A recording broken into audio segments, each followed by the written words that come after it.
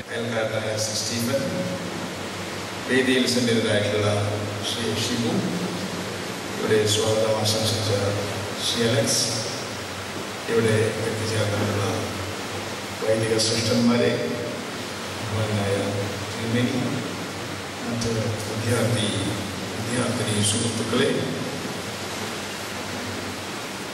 സ്നേഹിതന്മാരെ, ഞാനിന്ന് ഈ യോഗത്തിൽ ഇന്നലെ പങ്കെടുക്കേണ്ടതായിരുന്നു, വരേണ്ടതായിരുന്നു.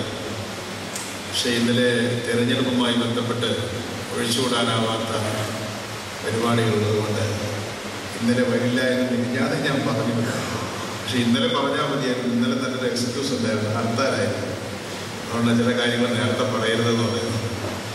അല്ലെങ്കിൽ ഇന്ന് പറയുന്നത് ഒഴിവാക്കണമായി. പക്ഷെ ഞാൻ മിനിഞ്ഞാതെ വരില്ല എന്ന് പറഞ്ഞിരുന്നതുകൊണ്ട് നിങ്ങളുടെ ഭാരവാഹികളും പ്രത്യേകിച്ച് എൻ്റെ സ്നേഹിതനും സഹപ്രവർത്തകനുമായ ജേക്കബിനുമൊക്കെ അതികഠിനമായ നിർബന്ധം, സ്നേഹത്തിൽ അധിഷ്ഠിതമായ നിർബന്ധം ചെലുത്തിയതുകൊണ്ട് വരാതിരിക്കാൻ നിവൃത്തിയില്ലാതെ വന്നപ്പോഴാണ് എനിക്ക് വന്നില്ലായിരുന്നുവെങ്കിൽ വലിയൊരു നഷ്ടം എനിക്ക് സംഭവിക്കുമായിരുന്നു എന്നുള്ള സത്യം മനസ്സിലായത്. ഞാൻ മനസ്സിലാക്കുന്നുണ്ട്, നിങ്ങൾ ഇന്ത്യയുടെ വിവിധ ഭാഗത്തു നിന്ന്, ലോകത്തെ വിവിധ രാജ്യങ്ങളിൽ നിന്നൊക്കെ വരുന്ന കുട്ടികളാണ്. ഒരു കാലഘട്ടത്തിൽ ഇത്തരത്തിലുള്ള യുവജന പ്രസ്ഥാനങ്ങളുമായി വളരെ അടുത്ത് പ്രവർത്തിക്കാൻ സാധിച്ചിട്ടുള്ള ഒരാളാണ് ഞാൻ. വാസ്തവത്തിൽ എപ്പോഴെങ്കിലും നന്നായി പ്രസംഗിക്കുകയോ അല്ലെങ്കിൽ ഡിബേറ്റിൽ പങ്കെടുക്കുകയോ ചെയ്താൽ എന്നെ അഭിനന്ദിച്ചാൽ ഞാൻ പറയാറുണ്ട്, അത് എന്നെ പ്രസംഗിക്കാൻ പഠിപ്പിച്ചത് സൺഡേ സ്കൂളിലാണ്. അതുകൊണ്ട് ആ പഠിപ്പിച്ച ആളുകളുടെ ഗുണം കൊണ്ടായിരിക്കും, അത് എൻ്റെ ഗുണം കൊണ്ടല്ല എന്ന് ഞാൻ പറയാറുണ്ട്. കാരണം നമ്മുടെ ഗുരുനാഥന്മാരെ നമ്മൾ ഒരിക്കലും മറക്കാൻ പാടില്ല. അത്തരത്തിൽ എല്ലാ ആഴ്ചയും സൺഡേ സ്കൂളിൽ പോവുകയും ഞായറാഴ്ച പഠിക്കാൻ പാടില്ല എന്ന് നിർബന്ധമുള്ള കുടുംബാന്തരീക്ഷത്തിൽ വളർന്ന ഒരാളാണ്. ഇന്ന് കുട്ടികളെ അങ്ങനെ ആരും നിർബന്ധിക്കുന്നുണ്ടാവില്ല, ഉണ്ടോ? ഞായറാഴ്ചയും പഠിക്കണമല്ലേ? ഞങ്ങളുടെയൊക്കെ വീട്ടിൽ കുന്നംകുളത്തെ ഒരു ചിട്ട അനുസരിച്ച് അല്ലേ സ്റ്റീഫൻ, ഞായറാഴ്ച പഠിക്കാൻ പാടില്ല.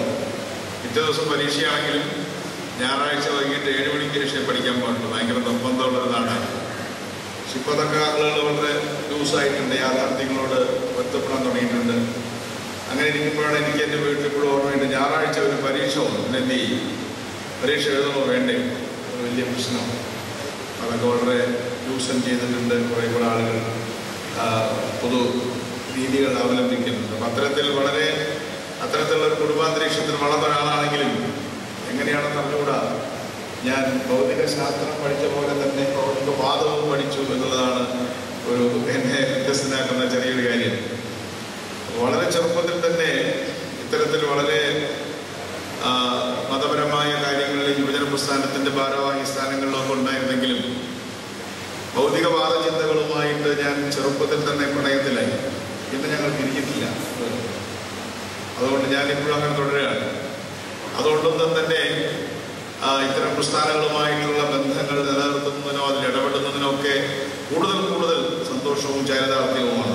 കാരണം അത്തരം കാര്യങ്ങളൊക്കെ തമ്മിൽ വലിയ വ്യത്യാസങ്ങളുണ്ട് എന്നെനിക്ക് തോന്നുന്നില്ല. ഞാൻ നിങ്ങളുടെ ജീവിതത്തിൽ കാണാൻ പറ്റും, സാമൂഹിക ജീവിതത്തിൽ കാണാൻ പറ്റും. അതുപോലെ ഷർട്ട് 2 കൂടെ വാങ്ങിക്കും, സാരി കൂടുതൽ വാങ്ങിക്കും, അല്ലെങ്കിൽ ചുരിദാർ കൂടുതൽ വാങ്ങിക്കും. അങ്ങനെ എല്ലാ കാര്യത്തിലും ഗ്രോത്ത് റേറ്റ് വന്നു കഴിഞ്ഞാൽ വെള്ളം നോക്കുമ്പോൾ വെള്ളം ഉയരുന്നത് പോലെ ഗ്രോത്ത് റേറ്റ്, രാജ്യത്തിന്റെ സമ്പദ്ഘടന വളർന്നാൽ എല്ലാ സ്ഥലങ്ങളിലും അതിന്റെ റിഫ്ലക്ഷൻ, അതിന്റെ പ്രതിഫലനം കാണാൻ കഴിയും.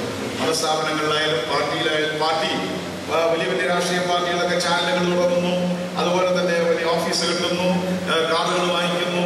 ഇതൊക്കെ ഗ്രോത്ത് റേറ്റിന്റെ പ്രൊഡക്റ്റാണ്. അല്ലാതെ ഗ്രോത്ത് റേറ്റ് ഇല്ലെങ്കിൽ എല്ലാ പാർട്ടിക്കാരും വളരെ സമാധാനമായിട്ട് പിന്നെ ബസ്സിൽ യാത്ര ചെയ്യും, അതിന് പാർട്ടി ഓഫീസിലൊക്കെ ചെറിയ 2 ബെഞ്ചൊക്കെ പിടിച്ചിടുകയൊക്കെ ചെയ്യും.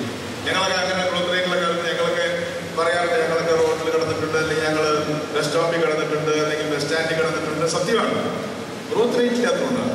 അതുകൊണ്ട് ഞങ്ങളുടെ വലിയ കേമന്മാരായതുകൊണ്ടൊന്നുമല്ല. അതുകൊണ്ട് ഇപ്പം നിങ്ങൾ കൂടുതൽ സൗകര്യങ്ങൾ ഉപയോഗിക്കുന്നുണ്ടെങ്കിൽ അതിൻ്റെ കാരണം നമ്മുടെ ഇക്കണോമിക് ഗ്രോത്താണ്. ആ ഗ്രോത്ത് എന്ന് പറയുന്ന പ്രതിഭാസം, ആ പ്രതിഭാസത്തെ ഞാൻ ഡീമിസ്റ്റിഫൈ ചെയ്യാൻ ആഗ്രഹിക്കുകയാണ്. മറ്റൊന്നുമല്ല, നമ്മുടെ സമ്പദ്ഘടനയിലേക്ക് കടന്നു വരുന്ന പണത്തിൻ്റെ അളവിനെ മാത്രമാണ് ഗ്രോത്ത് റേറ്റ് എന്ന് ഇക്കണോമിക്സ് പറയുന്നത്. അതിന് സോഷ്യലായിട്ടൊക്കെ വേറെ ഇമ്പാക്റ്റ് ഉണ്ട്. ഇങ്ങനെ നോക്കുന്ന സമയത്ത് ഇത് സാമാന്യമായിട്ട് പഠിച്ചു കഴിഞ്ഞു നിങ്ങൾ മനസ്സിലായില്ലേ? ഇതിൽ സംശയമൊന്നുമില്ലല്ലോ. ഈ ഗ്രോത്തിനെ കുറിച്ച് സംശയമില്ല. എന്താണ് GDP, എന്താണ് അതിന്റെ ഉദാഹരണങ്ങളൊക്കെ മനസ്സിലായില്ലേ? അപ്പൊ വളരെ സിമ്പിളാണ്. വീട്ടിൽ എന്ത് വരുമാനം ഉണ്ടെന്ന് പറയുന്ന പോലെ ഒരു നാട്ടിൽ എന്ത് വരുമാനം ഉണ്ടെന്ന് പറയുന്നതിനാണ് GDP എന്ന് വിളിക്കുന്നത്. അതിന്റെ കണക്കൂട്ടലൊക്കെ ഭയങ്കര തമാശകളാണ്. അത് തമാശകളെ പറഞ്ഞ് നമുക്ക് അടുത്ത വിഷയത്തിലേക്ക് പോകാം. ഉദാഹരണം പറഞ്ഞാൽ ഇൻകം, ഞാൻ നേരത്തെ പറഞ്ഞത് ഇൻകം, ഒരാൾക്ക് കിട്ടുന്ന ശമ്പളം, ആ ശമ്പളം ഗ്രോത്ത് റേറ്റിൽ നമ്മൾ ആഡ് ചെയ്യും. നാഷണൽ ഇൻകം കൗണ്ടിങ് കമ്പ്യൂട്ടേഷൻ എന്നാണ് വിളിക്കുക. അപ്പോൾ ഞാനൊരു തമാശ പറയാം. ഒരു വീട്ടിലൊരാളുണ്ടായിരുന്നു, അയാൾ ഒറ്റയ്ക്ക് താമസിക്കുകയാണ്. അപ്പോൾ ആ വീട്ടിലൊരു ജോലിക്കാരിയുണ്ട്. അപ്പോൾ ആ ജോലിക്കാരിയുടെ ശമ്പളം മാസം ഇപ്പോൾ 3000 രൂപയാണ് ശമ്പളം. അപ്പോൾ ആ 3000 രൂപ ശമ്പളം എന്ന് പറയുന്നത് അവിടെ തുണി അലക്കുക, അതുപോലെ തന്നെ ഭക്ഷണം പാകം ചെയ്യുക, വീട് വൃത്തിയാക്കുക, മുറ്റമടിക്കുക തുടങ്ങിയുള്ള കാര്യങ്ങൾക്കാണ് 3000 രൂപ ശമ്പളം വെച്ചത്. എന്തിനു പറഞ്ഞു? ഇയാൾ ഈ സ്ത്രീയുമായിട്ട് ഇപ്പോൾ പ്രണയത്തിലാവും, ഇയാൾക്ക് ഭാര്യമൊന്നുമില്ലാത്തതുകൊണ്ട് അയാൾ ആ സ്ത്രീയെ വിവാഹം ചെയ്തു. ഉടനെ തന്നെ ഗ്രോത്ത് റേറ്റിൽ ഇൻകം കുറഞ്ഞു. കാരണം ഈ വീട്ടുജോലിക്കാരിയുടെ ശമ്പളം എന്താണ്? ഇൻകം ആയിരുന്നു അല്ലേ? ആ ഇൻകം ഗ്രോത്ത് റേറ്റിൽ ആഡ് ചെയ്യാറുണ്ട്. പക്ഷെ അയാളുടെ കയ്യിൽ ഇപ്പോഴും 3000 രൂപ ഉണ്ട്. പക്ഷെ അത് അയാൾ ഭാര്യയ്ക്ക് കൊടുക്കേണ്ട ആവശ്യമില്ല. അതുകൊണ്ട് ആ 3000 രൂപ ഇപ്പൊ ഇൻകത്തിൽ വരുന്നില്ല, നാഷണൽ ഇൻകത്തിൽ വരുന്നില്ല. അപ്പൊ നാഷണൽ ഇൻകം കമ്പ്യൂട്ടേഷനെ കുറിച്ചുള്ളൊരു തമാശയാണ്. അപ്പൊ നാഷണൽ ഇൻകം കമ്പ്യൂട്ടേഷൻ പൂർണ്ണമായും ശരിയാണ് എന്ന് ആരും ധരിക്കേണ്ട. അതിനൊക്കെ ഒരുപാട് സങ്കീർണതകളുണ്ട്. പക്ഷേ അതൊരു താരതമ്യ പഠനമാണ്. എല്ലാ പ്രാവശ്യവും തെറ്റ് ചെയ്താൽ നമുക്ക് വളരെ എളുപ്പത്തിൽ താരതമ്യം ചെയ്യാൻ കഴിയും. അപ്പൊ കഴിഞ്ഞ പ്രാവശ്യം ചെയ്ത് അതേ തെറ്റ് തന്നെ ഇത്തവണ ചെയ്യണമെന്ന് മാത്രമേ ഉള്ളൂ അല്ലെ? സീറോ അതൊന്നും അറിയാതെ നമ്മളൊരു വെയിറ്റ് മെഷീൻ്റെ മുകളിൽ കയറി നിൽക്കുമ്പോൾ, എനിക്കൊക്കെ വെയിറ്റ് മെഷീനിൽ കയറി നിൽക്കാൻ ഭയങ്കര മടിയാണ്. കാരണം വെയിറ്റ് കൂടുതലാണ് വെയിറ്റ് മെഷീൻ നമ്മളോട് പറയുമല്ലോ. അപ്പൊ വെയിറ്റ് മെഷീനിലെ ഒരു 5 കിലോയിലാണ് തുടങ്ങുന്നത്. 0യുടെ സ്ഥാനത്ത് 5ആണ്. അപ്പൊ 100 കിലോ ഉള്ള ആളെ 105 കിലോ ആയിട്ടാണ് കാണിക്കുക. പക്ഷെ എന്നും അത് കാണിക്കുന്നതുകൊണ്ട് കുഴപ്പമില്ല അല്ലേ? നിങ്ങൾ 110 ആകുമ്പോഴും നിങ്ങൾ 5 കിലോ കൂടി. ആദ്യത്തെ 5 പ്രശ്നമില്ല, അത് 0 കണക്കാക്കാവുന്നേ ഉള്ളൂ. എന്ന് പറഞ്ഞ പോലെ GDPയുടെ ഗ്രോത്ത് റേറ്റിൽ നിങ്ങൾ ഒരിക്കലും അത് പൂർണ്ണമായും ശരിയാണെന്നൊന്നും ധരിക്കേണ്ട. അത് പ്രത്യേക ഒരു കണക്കുകൂട്ടലാണ്. നമ്മൾ നേരത്തെ ഒരു പലരും ശരിയായി പറഞ്ഞതുപോലെ ഈ ഗ്രോത്തിന്റെ ഇൻകത്തിന്റെ അളവിനേക്കാൾ കൂടുതൽ ഗ്രോത്ത് റേറ്റാണ് അങ്ങനെ എപ്പോഴും പ്രസക്തമായിട്ടുള്ളത്. ഇങ്ങനെ പറയുമ്പോൾ നമുക്കിനി ഫണ്ടമെന്റൽസ് പഠിച്ച നിലയ്ക്ക് എന്താണ് ലോകത്തെ ഇപ്പോഴത്തെ ഗ്രോത്ത് റേറ്റിന്റെ ഒരു സ്ഥിതി എന്ന് നോക്കാം. ഞാൻ പറഞ്ഞു കേരളത്തിന്റെ ഗ്രോത്ത് റേറ്റ് എത്രയാണ്? 9.13. നല്ല ഗ്രോത്ത് റേറ്റാണ്. ഇനി അതിനിടയ്ക്ക് ഞാൻ ചെറിയൊരു ഓൾജിബ്രയും കൂടെ നിങ്ങളെ പഠിപ്പിക്കാം. സാറുമാരോട് ഇരിക്കുന്നുണ്ടെങ്കിൽ പോലും എന്താണ് ഈ 9% അല്ലെങ്കിൽ 7%ന്റെ പ്രത്യേകത? ഗ്രോത്ത് റേറ്റ് 7% ആയാൽ എപ്പോഴും എല്ലാവരും പറയും എല്ലാവരും കോംപ്ലസന്റ് ആണ്, നല്ലതാണ്. 7% ഓക്കെ. എന്താ 7%ന്റെ പ്രത്യേകത? ഏതൊരു പ്രതിഭാസവും 7% വെച്ച് വളർന്നാൽ അത് ഇരട്ടിയാവാൻ എത്ര വർഷം വേണം? 7% വെച്ച് ഒരു പ്രതിഭാസം വളർന്നാൽ അതിന് ചെറിയൊരു ഓൾജിബ്രയുണ്ട്. X into Y is equal to 70. 70 is a constant. അപ്പോൾ 7% കണ്ട് ഗ്രോത്ത് റേറ്റ് ആണെങ്കിൽ X 7 ആണെങ്കിൽ Y 10 ആണ്. X into Y is equal to 70 ആണ്. അപ്പൊ 7% കണ്ട് വളർന്നാൽ എത്ര വർഷം കൊണ്ട് ഇരട്ടിയാവും? 10 വർഷം കൊണ്ട് ഇരട്ടിയാവും. 14% കൊണ്ട് വളരുമ്പോഴാണ്, അതായത് 2ാം ക്ലാസ് 14% കൊണ്ട് വളർന്നാൽ എത്രയാവും? 5 വർഷം കൊണ്ട് ഇരട്ടിയാവും. ഇപ്പൊ നിങ്ങളുടെ ലക്കിയായിട്ടുള്ളത് എങ്ങനെയാണെന്ന് ചോദിച്ചാൽ, ഞങ്ങളുടെ കാലഘട്ടത്തിൽ 1.5% വളർന്നിരുന്നത്, അല്ലെങ്കിൽ പോട്ടെ 3.5% വിചാരിക്കുക. 3.5% കണ്ട് വളരുന്ന ഒരു ഇക്കോണമിയിൽ ഈ പൈസ ഡബിൾ ആവണമെങ്കിൽ എത്ര വർഷം കാത്തിരിക്കണം? 20 വർഷം കാത്തിരിക്കണം. അപ്പൊ 20 വയസ്സായ ഒരു കുട്ടി, നിങ്ങളെപ്പോലെ ഒരു കുട്ടി 20 വയസ്സിലൊരു ജോലിക്ക് കയറിയാൽ രാജ്യത്തിന്റെ സമ്പദ്ഘടന ഇരട്ടിയാവണമെങ്കിൽ ആ കുട്ടിക്ക് എത്ര വയസ്സാവണം? 40 വയസ്സാവണം. അതായത് ഞങ്ങളുടെയൊക്കെ അച്ഛനമ്മമാരുകൾ വിഷമിച്ചിരുന്നത് ഒരു സൈക്കിൾ വാങ്ങിക്കാനുള്ള ബുദ്ധിമുട്ട്, റേഡിയോ വാങ്ങിക്കാനുള്ള ബുദ്ധിമുട്ട്, ശമ്പളം കൂടുന്നില്ല, ഒന്നും കൂടുന്നില്ല. ഞാൻ ഈ അടുത്ത ഇട കണ്ടപ്പോഴാണ് എൻ്റെ അമ്മയോട് എനിക്ക് വലിയൊരു സ്നേഹം കൂടിയത്. ഒരു പഴയ റെസിപ്റ്റ് എൻ്റെ വീട്ടിൽ നിങ്ങൾ വീടൊക്കെ മാറിയപ്പോൾ കണ്ടു. ഒരു റേഡിയോ വാങ്ങിച്ച റെസിപ്റ്റാണ്. അന്ന് ആ റേഡിയോയ്ക്ക് 960 650 രൂപ വരെയുണ്ട്. അന്ന് ഒരു പവന് 65 രൂപയൊക്കെ ഉണ്ടായിരുന്നു. 10 പവൻ്റെ വിലയാണ് റേഡിയോ. ഇന്ന് എത്ര രൂപയാണെന്ന് കൂടിയാണ് 2 ലക്ഷം ഒരു റേഡിയോയുടെ വില. അപ്പോൾ ഒരു ടീച്ചറൊക്കെ ടീച്ചറുടെയൊക്കെ ജീവിതത്തിൽ ഒരു റേഡിയോ വാങ്ങിക്കുക എന്ന് പറയുന്നത് വലിയൊരു കാര്യമാണ്. കാരണം ചെറിയ ശമ്പളമേ ഉള്ളൂ. നമ്മൾ ഗ്രോത്ത് ഒന്നുമില്ല, എക്കണോമിയിൽ പൈസയൊന്നുമില്ല. അപ്പൊ 20 വർഷം കൊണ്ട് ഇരട്ടിയാവുന്ന ഒരു സമൂഹത്തിലാണ് ഞങ്ങൾ ജീവിച്ചിരുന്നതെങ്കിൽ നിങ്ങൾ 10 അല്ല ഇപ്പോൾ 8 വർഷം കൊണ്ട് നിങ്ങൾ ഡബ്ല്യൂകൊണ്ടിരിക്കുക. എന്താ ജീവിതത്തിൽ അതിന്റെ വ്യത്യാസം? 20 വയസ്സുള്ള ഒരു ആൺകുട്ടി ഒരു ജോലിയിൽ പ്രവേശിച്ചാൽ 28, 29 വയസ്സായി കല്യാണം കഴിക്കുന്ന പ്രായമാകുമ്പോഴേക്കും ഇക്കോണമി ഡബിൾ ചെയ്യും. അത് കഴിഞ്ഞ് കൊച്ചിനെ 1ാം ക്ലാസ്സിൽ ചേർക്കുന്ന പ്രായമാകുമ്പോഴേക്കും ഒന്നും കൂടെ ഡബിൾ ചെയ്തു. അതുകൊണ്ടാണ് ഇംഗ്ലീഷ് മീഡിയം സ്കൂളിൽ ഇത്ര ഡിമാൻഡ് വരുന്നത്. മനസ്സിലായോ? ഫീസ് കൊടുക്കാൻ ചോദിച്ചാൽ ഈ സ്കൂൾ തന്നെ ഒരു പ്രൊഡക്റ്റാണ്. ഈ സ്കൂൾ പന്തളം പോലെ ഒരു ഗ്രാമത്തിൽ ഉയർന്നു വരാനുള്ള കാരണം ആളുകളുടെ കയ്യിൽ പണ്ടത്തെക്കാൾ കൂടുതൽ പണമുണ്ട് എന്നുള്ളതാണ്. അതുകൊണ്ട് സർക്കാർ സ്കൂളിൽ ഫ്രീ ആയിട്ട് പഠിപ്പിക്കാമെങ്കിലും ഗ്രോത്ത് ഉള്ളതുകൊണ്ട് ഞാൻ എൻ്റെ കുട്ടി 2 കുട്ടികളെ ഉള്ളൂ, അതുകൊണ്ട് അങ്ങോട്ട് പോവുകയാണ്. ഞാൻ അതിനെക്കുറിച്ച് പോപ്പുലേഷനെ കുറിച്ച് ഞാൻ പിന്നീട് പറയാം. അപ്പൊ ചുരുക്കി പറഞ്ഞാൽ ഗ്രോത്ത് റേറ്റ് മിനിമം 7% നിലനിർത്താനുള്ള ഗുണം എല്ലാ 10 വർഷവും ഇക്കോണമി ഡബിൾ ചെയ്യും. 10 എന്നുള്ളത് 20 ആവും, 20 എന്നുള്ളത് 40 ആവും. അതിന്റെ ഷെയർ എല്ലാവർക്കും കുറേശ്ശെ കിട്ടും.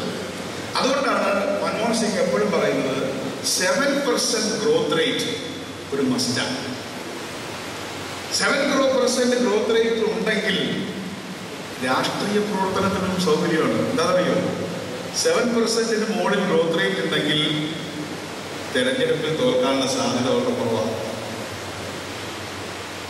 കേരളത്തിൽ എല്ലാ കാലത്തും പണ്ട് നിങ്ങളൊക്കെ ജനിക്കുന്ന കാലം മുമ്പ് കേരളത്തിൽ എപ്പോഴും മന്ത്രിസഭകൾ മാറുമായിരുന്നു. എന്താ കാരണം എന്നറിയോ? കേരള ഇക്കോണമി വളരെ മോശമായിരുന്നു. ഇപ്പൊ തന്നെ ഞങ്ങൾ കഴിഞ്ഞ UDF ഞാനൊക്കെ മത്സരിച്ച് തോറ്റു എന്നൊക്കെ സ്റ്റീഫൻ പറഞ്ഞു.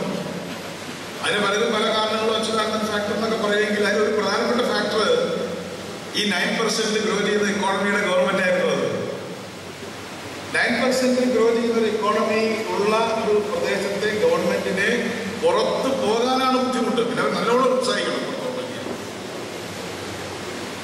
വലിയ സ്പ്ലിറ്റുകളൊക്കെ വന്നാൽ മാത്രമേ പുറത്ത് പോകുള്ളൂ. അതുകൊണ്ട് തന്നെയാണ് മൻമോഹൻ സിംഗ്, അദ്ദേഹം ഒരു വളരെ പാവപ്പെട്ട മനുഷ്യനല്ലേ, അദ്ദേഹം പ്രസംഗിക്കാനുണ്ടെന്ന് പറഞ്ഞാൽ നിങ്ങൾ പോലും പോയി കേൾക്കാൻ പോകില്ല. TV-യിൽ കണ്ട 2 വാക്ക് കേൾക്കാം. പക്ഷേ നെഹ്റുവിന് ശേഷം തുടർച്ചയായി 2 തവണ പ്രധാനമന്ത്രിയായ ഏക പ്രധാനമന്ത്രി ആരാണ്?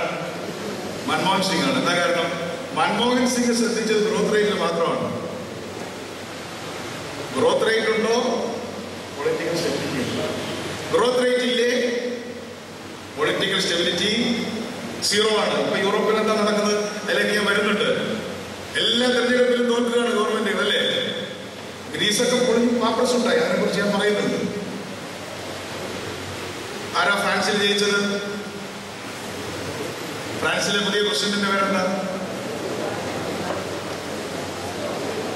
ആരും ശ്രദ്ധിച്ചില്ല. ആർക്കെങ്കിലും അറിയോ? ഫ്രാൻസിലെ പുതിയ പ്രസിഡന്റ്, പഴയ പ്രസിഡന്റിനെങ്കിലും കേൾക്കട്ടെ. അയാൾ വലിയ വിവാദങ്ങൾ ഉണ്ടാക്കിയ ആളല്ലേ? സെറോക്കി അല്ലേ?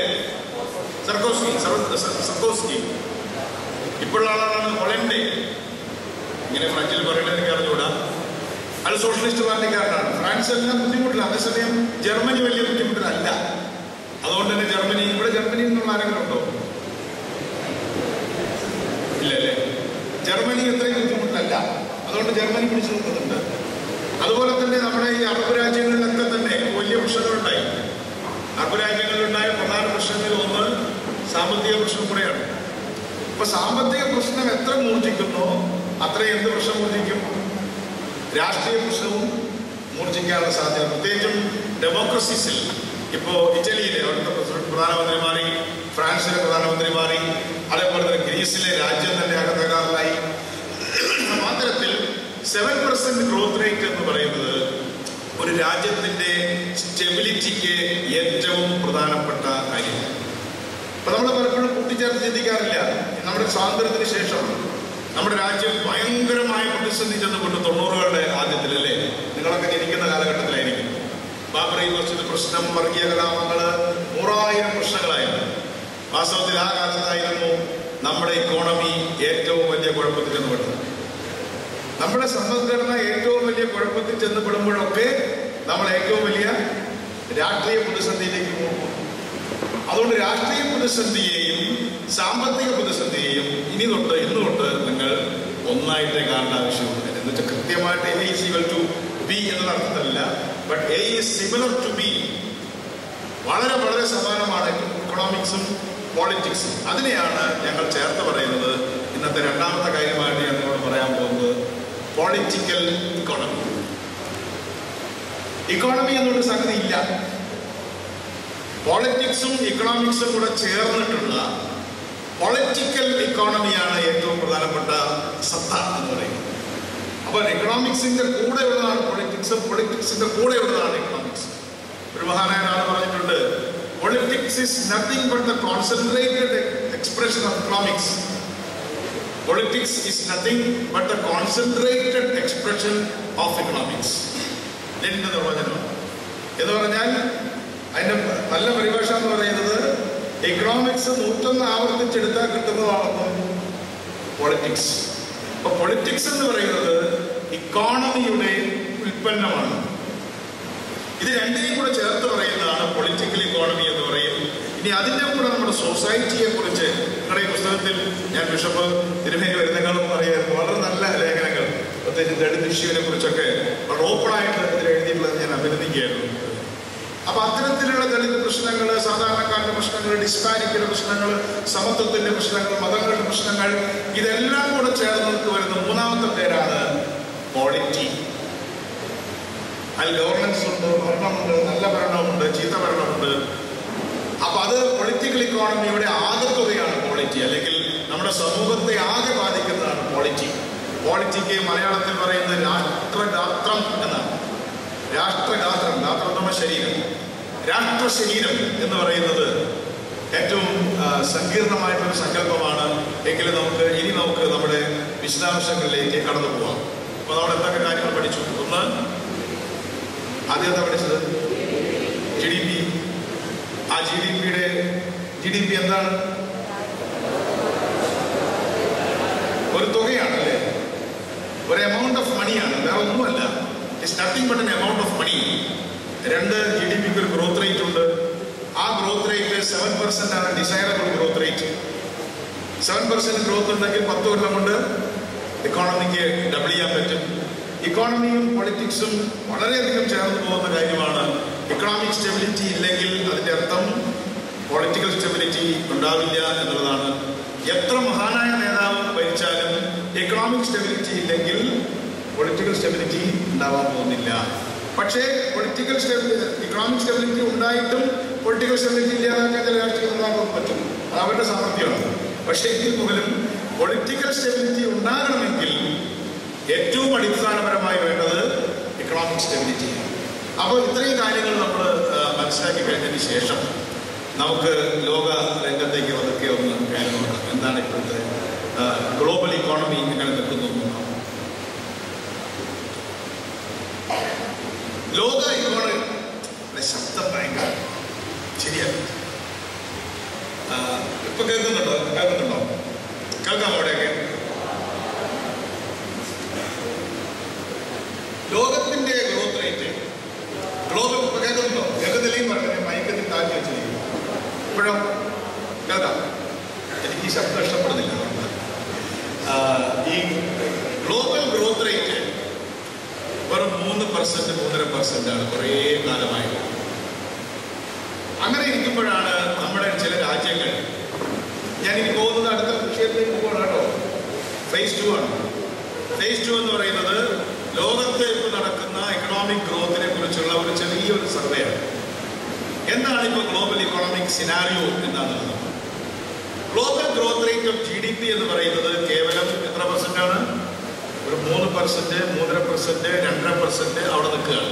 എന്ന് വെച്ചാൽ ഗ്ലോബൽ ഇക്കോണമി ഞങ്ങളൊക്കെ ചെറിയ കുട്ടികളായിരുന്ന പോലെ തന്നെ മൊത്തത്തിൽ നോക്കിയാൽ 20 വർഷം കഴിയുമ്പോൾ മാത്രമാണ് ഡബിൾ ചെയ്യുന്നത്. അങ്ങനെ ഇരിക്കുമ്പോഴാണ് 2008 കാലഘട്ടത്തിൽ ഒരു വലിയ ക്രൈസിസ് ലോകത്ത് വന്നത്. നിങ്ങളെല്ലാം പത്രങ്ങളിൽ വായിച്ചതല്ലേ, എക്കണോമിക് ക്രൈസിസ്, ഗ്ലോബൽ മെൽറ്റ്ഡൗൺ എന്നൊക്കെ പറഞ്ഞിട്ടുള്ള വലിയ ക്രൈസിസ് ഉണ്ടായി. ആ ക്രൈസിസിന്റെ തുടക്കം ഉണ്ടായത് ചില വലിയ കമ്പനികൾ, വലിയ ബാങ്കുകൾ ഒളിഞ്ഞു വീഴുന്നതിന്റെ ഭാഗമായിട്ട്. ഏതാ ബാങ്കിന്റെ പേര് ആർക്കെങ്കിലും അറിയാമോ? ലീമൻ ബ്രദേഴ്സ് എന്ന് പറയുന്ന ബാങ്ക് അതിദയനീയമായിട്ട് പൊളിഞ്ഞുപോയി. അപ്പൊ ചില ആൾക്കാർ പറയും അത് സ്വകാര്യ ബാങ്ക് ആയതുകൊണ്ട് പൊളിഞ്ഞതാണ് എന്ന് പറയുമെങ്കിൽ ഇംഗ്ലണ്ടിലെ bank of Scotland, bank of England പോലെ സിദ്ധമായിട്ടുള്ള ബാങ്കാണ്. ആ ബാങ്ക് ബാങ്ക്രപ്റ്റായി.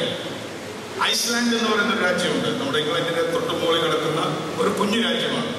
ആ രാജ്യത്തിന് എന്ത് പറ്റി? ആ രാജ്യം പാപ്പരായി. നമ്മൾ വ്യക്തികൾ പാപ്പരാകുന്ന കേട്ടിട്ടുണ്ട്, ആ രാജ്യം തന്നെ പാപ്പരായി. അങ്ങനെ അമേരിക്ക എന്ന് പറയുന്ന രാജ്യത്തെ ആർക്കും പേടിക്കേണ്ട കാര്യമില്ല, എല്ലാവരും അമേരിക്കയെ പേടിച്ചാൽ മതി എന്ന് പറഞ്ഞ് നടക്കുന്ന ലോകത്ത് അമേരിക്കൻ ബാങ്കുകൾ ചീട്ടുകൊട്ടാരം പോലെ വീണു. ഒബാമ എന്ന് പറയുന്ന അന്ന് ഒബാമ ഞാൻ പറഞ്ഞില്ലേ, വലിയ രാഷ്ട്രീയത്തിൽ വലിയ മിടുക്കനായിട്ട് നിൽക്കുന്ന ഒരാളായിരുന്നു ഒബാമ പതറി. എന്താ ചെയ്യേണ്ടത് അറിഞ്ഞൂടാ. അമേരിക്കൻ സമ്പദ്ഘടനയാകെ പതറി, ബ്രിട്ടീഷ് സമ്പദ്ഘടനയാകെ പതറി, യൂറോപ്യൻ സമ്പദ്ഘടനയാകെ പതറി. ആ പതർച്ചയിൽ നിന്ന് ഇപ്പോഴും ലോകം ഇനിയും വീണ്ടെടുക്കപ്പെട്ടിട്ടില്ല എന്നാണ് യാഥാർത്ഥ്യം. എന്താണ് ഈ പതർച്ചയുടെ മൂലമായിട്ടുള്ള കാരണം? ഞാൻ അതിന്റെ ഞാൻ നേരത്തെ പറഞ്ഞ പൊളിറ്റിക്കൽ ഇക്കോണമി എന്ന വിഷയത്തിലേക്ക് കടക്കണമായിരുന്നു. അത്യാവശ്യം ആൾക്കാർക്ക് ഉറക്കം വരുന്നുണ്ടെന്ന് എനിക്ക് തോന്നുന്നു. അടുത്തിരിക്കുന്ന ആൾക്കാരെ ഉറങ്ങുന്നവരെ നിങ്ങൾ വിളിച്ചുണർത്തണം കേട്ടോ. എങ്ങനെയാണ് പൊളിറ്റിക്കൽ ഇക്കോണമി, അതിന്റെ പൊളിറ്റിക്കൽ ഇക്കോണമി എന്താണ് എന്നാണ് ഞാനിപ്പോൾ പറയാൻ ശ്രമിക്കുന്നത്. അത് പറയുമ്പോൾ ഞാൻ കുറച്ച് ചരിത്രത്തിലേക്ക് പോവാണ്. ഏറ്റവും അവസാനത്തെ എക്കണോമിസ്റ്റ്, അല്ലെങ്കിൽ ഏപ്രിൽ 23 എക്കണോമിസ്റ്റ് പുറത്തിറക്കിയ ചട്ടയാണ് തേർഡ് ഇൻഡസ്ട്രിയൽ റവല്യൂഷൻ. അത് ഏറ്റവും പുതിയൊരു ചിന്തയാണ്. 2-3 ചിന്തകളെ ഞാൻ നിങ്ങൾക്ക് പരിചയപ്പെടുത്താൻ വേണ്ടി മാത്രമാണ് ഞാൻ അവിടെ വന്നത്. അതിനുവേണ്ടി അതൊക്കെ വായിച്ചത്. തേർഡ് ഇൻഡസ്ട്രിയൽ റവല്യൂഷൻ എന്ന് പറയുമ്പോൾ നിങ്ങൾക്ക് എത്ര പേർക്കറിയാം ആദ്യത്തെ ഇൻഡസ്ട്രിയൽ റവല്യൂഷൻ ഏതാണ്? ഫസ്റ്റ് ഇൻഡസ്ട്രിയൽ റവല്യൂഷൻ ഇംഗ്ലണ്ടിൽ നടന്ന വ്യവസായ വിപ്ലവത്തെ കുറിച്ച് എല്ലാവർക്കും പറഞ്ഞില്ല. സ്കൂളിൽ പഠിക്കുന്ന കുട്ടികൾക്ക് പോലും ഇൻഡസ്ട്രിയൽ റവല്യൂഷനെ കുറിച്ച് അറിയാം. 18-ാം നൂറ്റാണ്ടിൽ നടന്ന ഇംഗ്ലീഷ് റവല്യൂഷൻ അല്ലെങ്കിൽ ഇൻഡസ്ട്രിയൽ റവല്യൂഷൻ. ആ ഇൻഡസ്ട്രിയൽ റവല്യൂഷനിൽ എന്താ സംഭവിച്ചത്? ആ ഇൻഡസ്ട്രിയൽ റവല്യൂഷനിലാണ് യന്ത്രങ്ങൾ കൊണ്ട് തുണി ഉണ്ടാക്കാനായിട്ട് തുടങ്ങിയത്, യന്ത്രങ്ങൾ കൊണ്ട് മറ്റ് യന്ത്രങ്ങൾ ഉണ്ടാക്കാൻ തുടങ്ങിയത്, യാന്ത്രികമായിട്ടുള്ള ഫാക്ടറികളുണ്ട്, യന്ത്രങ്ങൾ കൊണ്ടുള്ള ഫാക്ടറി ഉൽപ്പാദനം തുടങ്ങിയത്. ആ ഫാക്ടറി ഉൽപ്പാദനത്തിന്റെ അല്ലെങ്കിൽ ആ സമ്പദ്ഘടനയുടെ പ്രൊഡക്റ്റായിട്ട് നമ്മുടെ കേരളത്തിലെ ഉദാഹരണത്തിന് നിങ്ങളുടെ പുസ്തകത്തിൽ ഞാൻ വായിച്ചു, ഇവിടെ ഉണ്ടായിട്ടുള്ള മിഷണറി പ്രവർത്തനം പോലും വാസ്തവത്തിൽ ഓർത്തഡോക്സ് സഭയുടെയൊക്കെ ചരിത്രത്തിലേക്ക് പോലും ലണ്ടൻ മിഷൻ സൊസൈറ്റിയുടെയും മെക്കോളെ പ്രഭുവിന്റെയും കാനൻ മൺട്രോയുടെ ഒക്കെ കരങ്ങൾ കടന്നു വരുന്നതൊക്കെ തന്നെ ഇൻഡസ്ട്രിയൽ റവല്യൂഷന്റെ റിലീജിയസ് ഔട്ട്പുട്ടുകളായിരുന്നു. പ്രൊട്ടസ്റ്റാന്റിസത്തിന് തന്നെ വാസ്തവത്തിൽ ഇൻഡസ്ട്രിയൽ റവല്യൂഷനുമായിട്ട് അടുത്ത ബന്ധമുണ്ടായി. നിങ്ങൾക്ക് വായിക്കാൻ പുസ്തകം കിട്ടാൻ ബുദ്ധിമുട്ടാണെങ്കിലും തിരുമേനിയൊക്കെ ഇരിക്കുന്നതുകൊണ്ട് തന്നെ അവർക്കൊക്കെ വളരെയധികം അറിവുള്ള കാര്യങ്ങളായിരിക്കും. മാക്സ് വെബർ എന്ന് പറയുന്ന ഒരു ഓഥറുണ്ട്, സോഷ്യോളജിയിലെ ഏറ്റവും പ്രധാനപ്പെട്ട ആളാണ്. അദ്ദേഹം പറഞ്ഞു, Protestantism is the essence of capitalism, spirit of capitalism എന്ന് പറയുന്നത് പ്രൊട്ടസ്റ്റാന്റിസമാണ്. ആ പ്രൊട്ടസ്റ്റാന്റിസത്തിന്റെ വരവിന് തന്നെ ഇൻഡസ്ട്രിയൽ റവല്യൂഷനുമായിട്ട് ബന്ധമുണ്ടായി. ബൈബിളിന്റെ ട്രാൻസ്ലേഷൻ ഇംഗ്ലണ്ടിൽ നടക്കുന്നതിന്റെ വിവാദങ്ങളൊക്കെ നിങ്ങളുടെ സൺഡേ സ്കൂളിലൊക്കെ ചിലപ്പോൾ പഠിച്ചു കാണും. എനിക്ക് അറിഞ്ഞുകൂടാ നിങ്ങളുടെ പാഠപുസ്തകത്തെ കുറിച്ച്. അപ്പൊ അത്തരത്തിൽ ഇൻഡസ്ട്രിയൽ റവല്യൂഷൻ മതങ്ങളിലടക്കം വലിയ പരിവർത്തനം വരുത്തി. ആളുകൾ കൃഷിസ്ഥലങ്ങളിൽ നിന്ന് ഫാക്ടറികളിലേക്ക് വന്ന്, ഗ്രാമങ്ങളിൽ നിന്ന് പട്ടണങ്ങളിലേക്ക് വന്ന് വ്യവസായാധിഷ്ഠിതമായിട്ടുള്ള ലോകമുണ്ടായി. ആ ലോകത്തിന്റെ നേതൃസ്ഥാനം ആർക്കായിരുന്നു? ഏത് രാജ്യത്തിനായിരുന്നു? ഇംഗ്ലണ്ടിനായി. ആ നേതൃസ്ഥാനം കയ്യിൽ വെച്ചുകൊണ്ടാണ് അവർ ഇന്ത്യയെ കീഴടക്കിയത്. അവർ ചൈനയിൽ പോയി കച്ചവടം ചെയ്തത്. ലോകത്തിന്റെ രണ്ട് ഭാഗത്തും ഈ കോളനി രാജ്യങ്ങൾ അവരുടെ അധികാരം സ്ഥാപിച്ചത് ഈ വ്യവസായ വിപ്ലവത്തിന്റെ രാഷ്ട്രീയ പ്രതിഫലനമായി. ഞാൻ പറഞ്ഞല്ലോ, രാഷ്ട്രീയവും സമ്പദ്ഘടനയും. അപ്പൊ യൂറോപ്പിലെ വ്യാവസായിക സമ്പദ്ഘടനയുടെ ഉൽപ്പന്നമായിരുന്നു കൊളോണിയൽ രാഷ്ട്രീയം. ആ കോളനി രാഷ്ട്രീയത്തിന്റെ ഭാഗമായിട്ടാണ് ഇന്ത്യയെ കോളനിവൽക്കരിച്ചത്. 19-ാം നൂറ്റാണ്ടിലാണല്ലോ ഇന്ത്യയെ കോളനിയാക്കിയത്. 1857 1857 പൂർണ്ണമായും ഇന്ത്യ ബ്രിട്ടന്റെ കീഴിലായി. അപ്പൊ ബ്രിട്ടീഷ് ഇൻഡസ്ട്രിയൽ റവല്യൂഷന്റെ പുഷ്കലകാലമാണ്. 1857 നമ്മൾ പരാജയപ്പെടാനുള്ള കാരണം എന്താ? നമുക്ക് ഇൻഡസ്ട്രി ഇല്ല, അവർക്ക് ഇൻഡസ്ട്രി ഉണ്ട്. അവരുടെ സമ്പദ്ഘടന നമ്മുടെ സമ്പദ്ഘടനയെക്കാളും ശക്തമായി. അപ്പൊ ശക്തമായ സമ്പദ്ഘടനയുള്ള ആളുകൾ അശക്തമായ സമ്പദ്ഘടനകളെ അധിനിവേശത്തിന് വിധേയമാക്കും എന്നതുപോലെ തന്നെ എന്നതുകൊണ്ട് ബ്രിട്ടീഷ് സമ്പദ്ഘടനയ്ക്ക് അല്ലെങ്കിൽ ബ്രിട്ടീഷുകാർക്ക് ഇന്ത്യയെ കീഴടക്കാൻ കഴിഞ്ഞത് വ്യാവസായിക വിപ്ലവം എന്ന് പറയുന്ന അതിശക്തമായ സാമ്പത്തിക ശക്തി ഉപയോഗിച്ചുകൊണ്ട്. രണ്ടാമത്തെ ഇൻഡസ്ട്രിയൽ റവല്യൂഷൻ എന്ന് പറയുന്നത് അമേരിക്കൻ റവല്യൂഷനാണ്.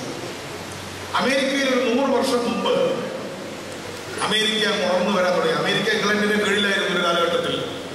225-30 കൊല്ലം മുമ്പ് അമേരിക്ക ഇംഗ്ലണ്ടിന്റെ കോളനിയായിരുന്നു. അമേരിക്ക അതിനെതിരായിട്ട് യുദ്ധം ചെയ്തിട്ടാണ് അവർ സ്വതന്ത്ര രാഷ്ട്രമായത്. പക്ഷെ അവർ കൃഷിയും അത്യാവശ്യ കാര്യങ്ങളൊക്കെ ആയിട്ട് മുന്നോട്ട് പോകുന്ന രാജ്യമായിരുന്നു. എണ്ണ കണ്ടുപിടിക്കാൻ അമേരിക്കയ്ക്ക് കഴിഞ്ഞു. പക്ഷേ അമേരിക്ക മുന്നോട്ട് വരുന്നത് 1910 മുതലാണ്. 1910 മുതൽ വുഡ്രോഫ് വിൽസൺ എന്ന് പറയുന്ന ഒരു അമേരിക്കൻ പ്രസിഡന്റ്.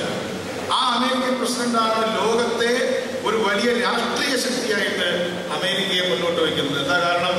അതിനകം അമേരിക്കയുടേതായ വ്യാവസായിക വിപ്ലവം ഉണ്ടായി. ആ വ്യാവസായിക വിപ്ലവത്തിന്റെ പിതാവാണ് ഫോർഡ്. ഫോർഡിനെ കുറിച്ച് കേട്ടിട്ടില്ലേ? ഫോർഡ് അല്ലേ? ഫോർഡിനെ കുറിച്ച് കേട്ടിട്ടില്ലേ? ആ ഫോർഡിന്റെ കാലഘട്ടത്തിൽ അവിടെ ഇൻഡസ്ട്രിയുടെ വലിയ ആദിരൂപങ്ങൾ ഇംഗ്ലണ്ടിലൊക്കെ ഉണ്ടായിരുന്നെങ്കിലും അസംബ്ലി പ്രൊഡക്ഷനിലൂടെ മാസ് പ്രൊഡക്ഷൻ കാറുകൾ ഉണ്ടാക്കാൻ തുടങ്ങി. ആദ്യം ഉണ്ടാക്കിയ കാറിന്റെ പേരാണ് ടി മോഡൽ എന്ന് പറഞ്ഞൊരു കാർ. ടി മോഡൽ എന്ന് പറഞ്ഞാൽ ചെറിയൊരു മോട്ടോറാണ്. ആ കാറിന് ചെറിയൊരു പൈസ കൊടുത്താൽ മതി. അന്നത്തെ റേറ്റിൽ ഒരു $50 $100 കൊടുത്താൽ മതി. പക്ഷേ ആ ടി മോഡൽ കാറിനെ കുറിച്ച് ഫോർഡ് പറഞ്ഞു, തൽക്കാലം നിങ്ങൾക്ക് ഏത് കളർ വേണമെങ്കിലും ഞാൻ തരാം, ഏത് കളർ ഫോർഡ് കാർ വേണമെങ്കിൽ ഞാൻ തരാം, പക്ഷേ തൽക്കാലം നിങ്ങൾ ബ്ലാക്ക് മാത്രമേ ചോദിക്കാൻ പാടുള്ളൂ. എന്ന് വെച്ചാൽ ബ്ലാക്ക് കാർ മാത്രമേ ഉണ്ടാക്കിയിരുന്നു. അങ്ങനെ അസംബ്ലി ലൈൻ എന്ന് പറയുന്ന വലിയ ഫാക്ടറികളിൽ ഒരാൾ എല്ലാ പണിയും ചെയ്യുന്നതിന് പകരം എല്ലാവരും ഓരോ പണി വീതം ചെയ്യുന്ന ഒരു വലിയ അസംബ്ലി ലൈൻ ഉണ്ടായി. നിങ്ങൾ സിനിമ കാണുന്നതിൽ മിടുക്കന്മാരാണെന്ന് അറിയാൻ വേണ്ടിയാണ് ചോദ്യം ചോദിക്കാം. എത്ര പേര് നിങ്ങൾ ചാർലി ചാപ്ലിന്റെ മോഡേൺ ടൈംസ് കണ്ടിട്ടുണ്ട്? ഓ, നല്ല number. Very good, very good. അപ്പോ മോഡേൺ ടൈംസ് കണ്ടിട്ടുണ്ടെങ്കിൽ കാണാത്തവരത് കാണണം. ഒരു വലിയ പുസ്തകം വായിക്കുന്നതിനേക്കാളും വലിയ അറിവാണ് മോഡേൺ ടൈംസ് കൊണ്ട് തരുന്നത്. മോഡേൺ ടൈംസ് ആണ് വാസ്തവത്തിൽ ഇൻഡസ്ട്രിയൽ റവല്യൂഷന്റെ, അമേരിക്കൻ ഇൻഡസ്ട്രിയൽ റവല്യൂഷന്റെ കളിയാക്കിക്കൊണ്ടുള്ള തമാശ ചിത്രമല്ലത്. അത് അമേരിക്കയിലെ ഒരു സാധാരണ തൊഴിലാളിയുടെ വ്യഥയാണ്. അദ്ദേഹം ഇൻഡസ്ട്രിയുടെ ഒരു ഭാഗത്ത് ഒരു സ്പാനറുമായിട്ട് നടക്കുന്ന തൊഴിലാളി. അയാളുടെ ജോലി എന്ന് പറയുന്നത് സ്പാനർ കറക്ക മാത്രമാണ്. ഒരു സ്പാനർ കൊണ്ട് ഒരു നട്ട് മുറുക്ക് മാത്രമേ ഉള്ളൂ. അദ്ദേഹത്തിന് വലിയ അബദ്ധം ആ സിനിമ കണ്ടിട്ടുള്ളവർക്കറിയാം. ഞാൻ അതുകൊണ്ട് പറയുന്നില്ല, പരസ്യമായിട്ട് തിരുമേനിയാക്കുന്നുണ്ട്. എന്തായാലും ഒരല്പം കടന്ന ഭാഷയാണ് അത്. പിന്നെ നിങ്ങൾ കുട്ടികൾ പറഞ്ഞു കൊടുത്താണ്. എന്തായാലും അയാളുടെ ജോലി എന്ന് പറയുന്നത് ഒരു നട്ടും ബോൾട്ടും മുറുക്കൽ മാത്രമാണ്. കാലത്തോട്ട് വൈകുന്നേരം വരെ അയാൾ നട്ടും ബോൾട്ടും മുറുക്കുകയാണ്. അത് അയാൾക്ക് റോഡിലിറങ്ങിയപ്പോൾ അയാളുടെ സ്ത്രീയുടെ ഉടുപ്പിലൊരു ബട്ടൺസ് കണ്ടപ്പോൾ പെട്ടെന്ന് അയാൾക്ക് തോന്നി അയാളുടെ നട്ടാണ് എന്ന് തോന്നിയപ്പോൾ അയാൾക്ക് എന്താണ് സംഭവിച്ചതെന്ന് ഊഹിക്കാവുന്നതാണ്. അപ്പൊ അതുകൊണ്ട് ആ തരത്തിൽ മനുഷ്യനെ ഒരു യന്ത്രത്തിന്റെ ഭാഗമാക്കി മാറ്റുന്ന ഒരു ഭാഗമാണ്, ഒരു വ്യവസായ രീതിയാണ് സെക്കൻഡ് ഇൻഡസ്ട്രിയൽ റവല്യൂഷൻ. ഇന്ന് ഞാൻ നിങ്ങളെ പരിചയപ്പെടുത്തുന്നത് അധികം പേരും വായിച്ചു തുടങ്ങിയിട്ടില്ലാത്ത തേർഡ് ഇൻഡസ്ട്രിയൽ റവല്യൂഷനെ കുറിച്ചാണ്. അപ്പോൾ ആ തേർഡ് ഇൻഡസ്ട്രിയൽ റവല്യൂഷനെ കുറിച്ച് പറയുന്നതിന് മുൻപ് ഈ സെക്കൻഡ് ഇൻഡസ്ട്രിയൽ റവല്യൂഷൻ 1970-കൾ എത്തിയപ്പോൾ വലിയൊരു പ്രതിസന്ധിയിലേക്ക് അത് വീണു. അവർക്ക് വേണ്ടത്ര ശമ്പളം കൊടുക്കാൻ പറ്റാതായി. അമേരിക്കയിലും ഇംഗ്ലണ്ടിലും ഒക്കെ കൂടുതൽ ശമ്പളം ചോദിച്ച് യൂണിയനുകൾ ശക്തമായ സമരം ചെയ്തപ്പോൾ അമേരിക്കൻ മുതലാളിമാർ വളരെ മിടുക്കന്മാരാണ്. അവരെന്ത് ചെയ്തു? അവരുടെ പണവുമായിട്ട് അവർ ചൈനയിലേക്ക് പോയി. ചൈന എന്ന് പറയുന്നത് ഒരു കാലത്ത് അമേരിക്ക എന്ന് കേട്ടാൽ ആർക്കിച്ചു തുപ്പുന്ന ഒരു രാജ്യമായിരുന്നു. ചൈന കമ്മ്യൂണിസ്റ്റ് പാർട്ടിയാണ് ഇപ്പോഴും ചൈന ഭരിക്കുന്നത്. പക്ഷെ ലോകത്തെ നടന്നിട്ടുള്ള ഏറ്റവും വലിയ അത്ഭുതം എന്ന് പറയുന്നത് 1975-76 കാലഘട്ടത്തിൽ ചൈനയും അമേരിക്കയും തമ്മിലുണ്ടാക്കിയ ഉടമ്പടിയാണ്. ചൈനയും അമേരിക്കയും തമ്മിൽ ഉടമ്പടി ഉണ്ടാക്കിയതോടുകൂടി ചൈന ലോകത്തിന്റെ മാനുഫാക്ചറിംഗ് വർക്ക്ഷോപ്പായി മാറി. എല്ലാ സാധനങ്ങളും ചൈനയിൽ ഉണ്ടാക്കാം. ചൈന കമ്മ്യൂണിസ്റ്റ് പാർട്ടിയാണ് ഭരിക്കുന്നത്. പക്ഷേ അമേരിക്കയുടെ പണവും ചൈനയിലെ അധ്വാനവും ചേർത്തുകൊണ്ട് ചൈനീസ് ഇക്കോണമി ഇന്ന് ലോകത്തെ ഏറ്റവും വലിയ ഇക്കോണമിയായി വളർന്നുകൊണ്ടിരിക്കുകയാണ്. ഇന്ന് ലോകത്തിന്റെ ഉൽപാദനത്തിന്റെ, ഞാൻ കുറച്ച് സങ്കീർണമായ കണക്കുകൾ പറയാണ്, ലോക ഉൽപാദനത്തിന്റെ മാനുഫാക്ചറിംഗ് സെക്ടറിന്റെ 20% ഉൽപ്പാദിപ്പിക്കുന്നത് ചൈനയും അതേപോലെ തന്നെ അമേരിക്കയുമാണ്. എന്ന് പറഞ്ഞാൽ 40% ഉൽപാദനം, ലോകത്താകെ നടക്കുന്ന ഉൽപാദനത്തിന്റെ 40%വും ഈ രണ്ട് രാജ്യങ്ങളാണ് ഉൽപ്പാദിപ്പിക്കുന്നത് എന്ന് പറഞ്ഞാൽ ആ രണ്ട് രാജ്യങ്ങളുടെയും പ്രാധാന്യം എത്രമാത്രമാണ് എന്ന് നിങ്ങൾക്ക് മനസ്സിലാക്കാവുന്നേ ഉള്ളൂ. എന്നാൽ ഇന്ത്യ ഉൽപ്പാദിപ്പിക്കുന്നത് എത്രയാണെന്നറിയാമോ? ഇന്ത്യ ഉൽപ്പാദിപ്പിക്കുന്നത് കേവലം 2% മാത്രമാണ്. ലോക ഉൽപാദനത്തിന്റെ മാനുഫാക്ചറിംഗിന്റെ 2% മാത്രം നമ്മൾ ഉൽപ്പാദിപ്പിക്കുമ്പോൾ ചൈന ഉൽപ്പാദിപ്പിക്കുന്നത് ഏതാണ്ട് 19%. അമേരിക്ക ഉൽപ്പാദിപ്പിക്കുന്നത് 20%. കൃത്യമായിട്ട് പറഞ്ഞാൽ 39%. 100-ൽ 40%-ഓളം ഉൽപാദനവും നടത്തുന്ന രണ്ട് രാജ്യങ്ങളാണ് ചൈനയും അമേരിക്കയും. പണ്ടോ ഒരു 30 വർഷം മുമ്പോ നമ്മളും ചൈനയും തമ്മിലൊന്നും ഒരു വ്യത്യാസമില്ല. ചൈന 1975-ൽ ചൈനയുടെയും ഇന്ത്യയുടെയും ഉൽപാദനം ഒന്നായിരുന്നു. ലോകത്തെ ആകെ ഇന്ത്യ നടത്തിയിരുന്ന ഉൽപാദനവും ചൈന നടത്തിയിരുന്ന ഉൽപാദനവും തമ്മിൽ യാതൊരു വ്യത്യാസവും ഉണ്ടായിരുന്നില്ല. ചൈന 1970-ൽ നമ്മളും അവരും ഒരേ പോയിന്റ് നിന്നാണ് തുടങ്ങിയത്. എത്രയായിരുന്നു നമ്മുടെ പോയിന്റ്? 0.5% ആയിരുന്നു. ഇന്ത്യയുടെയും ചൈനയുടെയും ഷെയർ 0.5% ആയിരുന്നു. ആ 0.5% നിന്ന് തുടങ്ങിയ ചൈന ഇന്നിപ്പോൾ 19%-ലേക്ക് എത്തി നിൽക്കുമ്പോൾ അമേരിക്ക 26%-ൽ നിന്ന് 20%-ലേക്ക് കുറഞ്ഞിരിക്കുന്നു. അപ്പൊ ലോകത്തെ സമ്പദ്ഘടനയെ കുറിച്ച് പഠിക്കുന്ന ഏതൊരു വിദ്യാർത്ഥിയും ഏറ്റവും പ്രാഥമികമായി മനസ്സിലാക്കേണ്ടത് ചൈനീസ് അമേരിക്കൻ ഡുവറ്റിനെ കുറിച്ച്. ചൈനീസ് അമേരിക്കൻ യുഗ്മകം അല്ലേ മലയാളത്തില് ഡുവറ്റ് എന്ന് പറയില്ലേ, സ്ത്രീയും പുരുഷനും കൂടെ പാട്ടുന്ന പാട്ട് എന്ന് പറഞ്ഞ പോലെ ചൈനയും അമേരിക്കയും കൂടെ നടത്തുന്ന ബിസിനസ്, ആ ബിസിനസ് ഇന്ന് ലോകത്തെ രണ്ട് രാജ്യങ്ങൾ ചേർന്നാണ് 40% നിർമ്മാണവും നടത്തുന്നത്, മാനുഫാക്ചറിംഗ് നടത്തുന്നത്. നമ്മളോ വെറും 2.5%. ചൈനയുടെ വളർച്ചാ നിരക്ക് ഇപ്പോഴും 7%-8%-ത്തിലുണ്ട്. അവർ 12, 13, 14% കൊണ്ട് വളർന്നിരുന്നു. അപ്പൊ ചൈന കഴിഞ്ഞ 30 കൊല്ലമായിട്ട് ചൈനയുടെ സമ്പദ്ഘടന നിരന്തരമായിട്ട് 12% കൊണ്ട് വളർന്നതിന്റെ ഫലമായിട്ടാണ് ഇന്ന് അവർ ലോകത്തെ മാനുഫാക്ചറിംഗിന്റെ 20%-ലേക്ക് എത്തി നിൽക്കുന്നത്. അമേരിക്ക താഴോട്ട് പോകുന്നു, ജപ്പാൻ താഴോട്ട് പോകുന്നു. ജപ്പാൻ ഏതാണ്ട് 15%-ൽ നിന്ന് ജപ്പാന്റെ ഉൽപാദനം 40 വർഷത്തിനിടയിൽ 5%-ലേക്ക് 6%-ലേക്ക് കുറഞ്ഞു. അതുപോലെ തന്നെ ജർമ്മനി പോലും ഇന്ന് ഏതാണ്ട് 7%-ലേക്ക് എത്തി നിൽക്കുകയാണ്. എവിടെയായിരുന്നവര്? അവരും ഒരു 10%-ത്തിന്റെ അടുത്തായിരുന്നു. അപ്പൊ ലോകത്ത് 1970-ന് മുൻപ്, രണ്ടാം ലോക മഹായുദ്ധത്തിന് ശേഷം ലോകത്തെ രണ്ട് അത്ഭുത രാജ്യങ്ങൾ ജപ്പാനും ജർമ്മനിയുമായിരുന്നെങ്കിൽ ജപ്പാനും ജർമ്മനിയും 1970 മുതൽ 2010 വരെയുള്ള 40 വർഷക്കാലത്തിനിടയിൽ അവരുടെ ഉൽപാദന രംഗത്ത് പുറകോട്ട് പോയെങ്കിൽ ചൈന ഒരു വലിയ റോക്കറ്റ് പോലെ കുതിച്ച് ഏതാണ്ട് 19%-20%-ലേക്ക് നിൽക്കുക. എന്തുകൊണ്ടാണ് ഇത് സാധിച്ചത്? അതാണ് പൊളിറ്റിക്കൽ ഇക്കോണമി. അവിടെയാണ് പൊളിറ്റിക്സ് കടന്നു വരുന്നത്. നിങ്ങളുടെ പൊളിറ്റിക്കൽ പോളിസി കടന്നു വരുന്നവിടെയാണ്. ഇക്കോണമിക്ക് ഒറ്റയ്ക്ക് മുന്നോട്ട് പോകാൻ കഴിയില്ല. ഇക്കോണമി ഒരിക്കലും ഒറ്റയ്ക്ക് നടക്കാൻ കഴിയുന്ന ഒരു കുട്ടിയല്ല. ആരെങ്കിലും എടുത്തുകൊണ്ട് പോകണം. ആ ഇക്കോണമിയെ എടുത്തുകൊണ്ട് പോകുന്നത് പോളിറ്റിക്സാണ്, പൊളിറ്റിക്കൽ പോളിസികളാണ്. ചൈന ഒരിക്കലും അമേരിക്കയെ തൊട്ടില്ലായിരുന്നെങ്കിൽ, അല്ലെങ്കിൽ മൂലധനത്തെ തൊട്ടില്ലായിരുന്നെങ്കിൽ ചൈന ഇന്ത്യയെക്കാളും വലിയ പട്ടിണി രാജ്യമായിട്ട് മാറുമായിരുന്നു. പക്ഷെ ചൈനീസ് കമ്മ്യൂണിസ്റ്റ് പാർട്ടി 1975-76 കാലഘട്ടത്തിൽ അവരുടെ ആജന്മ ശത്രുവായിട്ടുള്ള അമേരിക്കയുമായി ബന്ധപ്പെട്ടതിന്റെ ഫലമായി ഞാൻ കണക്കുകളുടെ അടിസ്ഥാനത്തിൽ പറയുകയാണ്, അവരിന്ന് അമേരിക്കയോളം എത്തിയിരിക്കുന്നു ഉത്പാദനത്തിന്റെ കാര്യത്തിൽ. അവരുടെ GDP എത്തിയിട്ടില്ല കേട്ടോ, GDP ഒന്നും അവിടെ എത്തിയിട്ടില്ല. അളവരി GDP ഒക്കെ ചൈനയെക്കാളും പുറകിലാണ്. കാരണം ചൈനയിൽ 130 കോടി ജനങ്ങളുണ്ട്, അമേരിക്കയിലാകെ 25 കോടി ജനങ്ങളെ ഉള്ളൂ, അല്ലെങ്കിൽ 30 കോടിക്ക് താഴെ ജനങ്ങളെ ഉള്ളൂ. അതുകൊണ്ട് അമേരിക്കയുടെ ആളോഹരി GDP ഇപ്പോഴും ചൈനയെക്കാളും വളരെ മുന്നിലാണെങ്കിലും ചൈനയും അമേരിക്കയും തമ്മിൽ ലോകത്തെ ഉത്പാദനത്തിന്റെ കാര്യത്തിൽ ചൈനയും അമേരിക്കയും ഏതാണ്ട് ഒരുമിച്ച് നിൽക്കുകയാണ്. ഇതിന്റെ കാരണം എന്താണെന്ന് ചോദിച്ചാൽ, യൂറോപ്യൻ രാജ്യങ്ങളിൽ അവിടെ വളർന്നു വരുന്ന കുട്ടികളെ സംബന്ധിച്ചിടത്തോളം അവർക്ക് അവരുടെ ഫാക്ടറികളിൽ പണി കൊടുക്കണമെങ്കിൽ അവർക്ക് കൂടുതൽ കൂലി കൊടുക്കേണ്ടതായിട്ടുണ്ട്. അപ്പൊ അധ്വാനം എന്താണ് ചെയ്യുന്നത്? അധ്വാനം എപ്പോഴും ഉയർന്ന കൂലിയുള്ളിടത്തേക്ക് പോകും. അതിനെക്കുറിച്ചുള്ള എക്കണോമിക്സിന്റെ ഫണ്ടമെന്റൽ ആണത്. Labour goes in the direction of higher wages, capital goes in the direction of lower wages. മൂലധനം എപ്പോഴും കുറഞ്ഞ കൂലി അന്വേഷിക്കും, അധ്വാനം എപ്പോഴും ഉയർന്ന കൂലി അന്വേഷിക്കും. അതുകൊണ്ടാണ് നമ്മൾ ഗൾഫിൽ പോകുന്നത്. അതുകൊണ്ടാണ് ഒറീസക്കാർ വന്തളത്ത് വരുന്നത്, അല്ലേ? ഒറീസക്കാർ വന്തളത്തും നമ്മൾ ഗൾഫിൽ പോയിരിക്കുന്നതിന്റെ കാരണം എന്താ? നമുക്ക് അവിടെ ഉയർന്ന കൂലി കിട്ടുന്നു, അവർക്ക് ഒറീസക്കാർക്ക് ഇവിടെ ഉയർന്ന കൂലി കിട്ടും. അപ്പൊ ഇതിന്റെ ഫലമായിട്ട് കഴിഞ്ഞ 10-40 കൊല്ലത്തിനിടയിൽ ലോകത്തിന്റെ നിർമ്മാണ രംഗം ഏഷ്യയിലേക്ക് വന്നിരിക്കുകയും സെക്കൻഡ് ഇൻഡസ്ട്രിയൽ റവല്യൂഷനും തേർഡ് ഇൻഡസ്ട്രിയൽ റവല്യൂഷനും ഇടയിലുള്ള ഒരു പ്രതിഭാസം എന്ന് പറയുന്നത്, ലോകത്തെ ഉൽപ്പന്നങ്ങൾ ഉണ്ടാക്കുവാനുള്ള ബുദ്ധിമുട്ട് യൂറോപ്പ് മനസ്സിലാക്കിയപ്പോൾ അവർ ഏഷ്യയിലേക്ക് കടന്നു വന്നു. ഏഷ്യ എന്ത് ചെയ്തു? പ്രത്യേകിച്ചും ചൈന എന്ത് ചെയ്തു? സമർത്ഥമായി രാഷ്ട്രീയ സാമർഥ്യം ഉപയോഗിച്ചുകൊണ്ട് ഈ മൂലധനത്തെയും അധ്വാനത്തെയും യോജിപ്പിച്ച് ലോകത്തെ ഏറ്റവും വലിയ രാജ്യമായിട്ട് മാറി.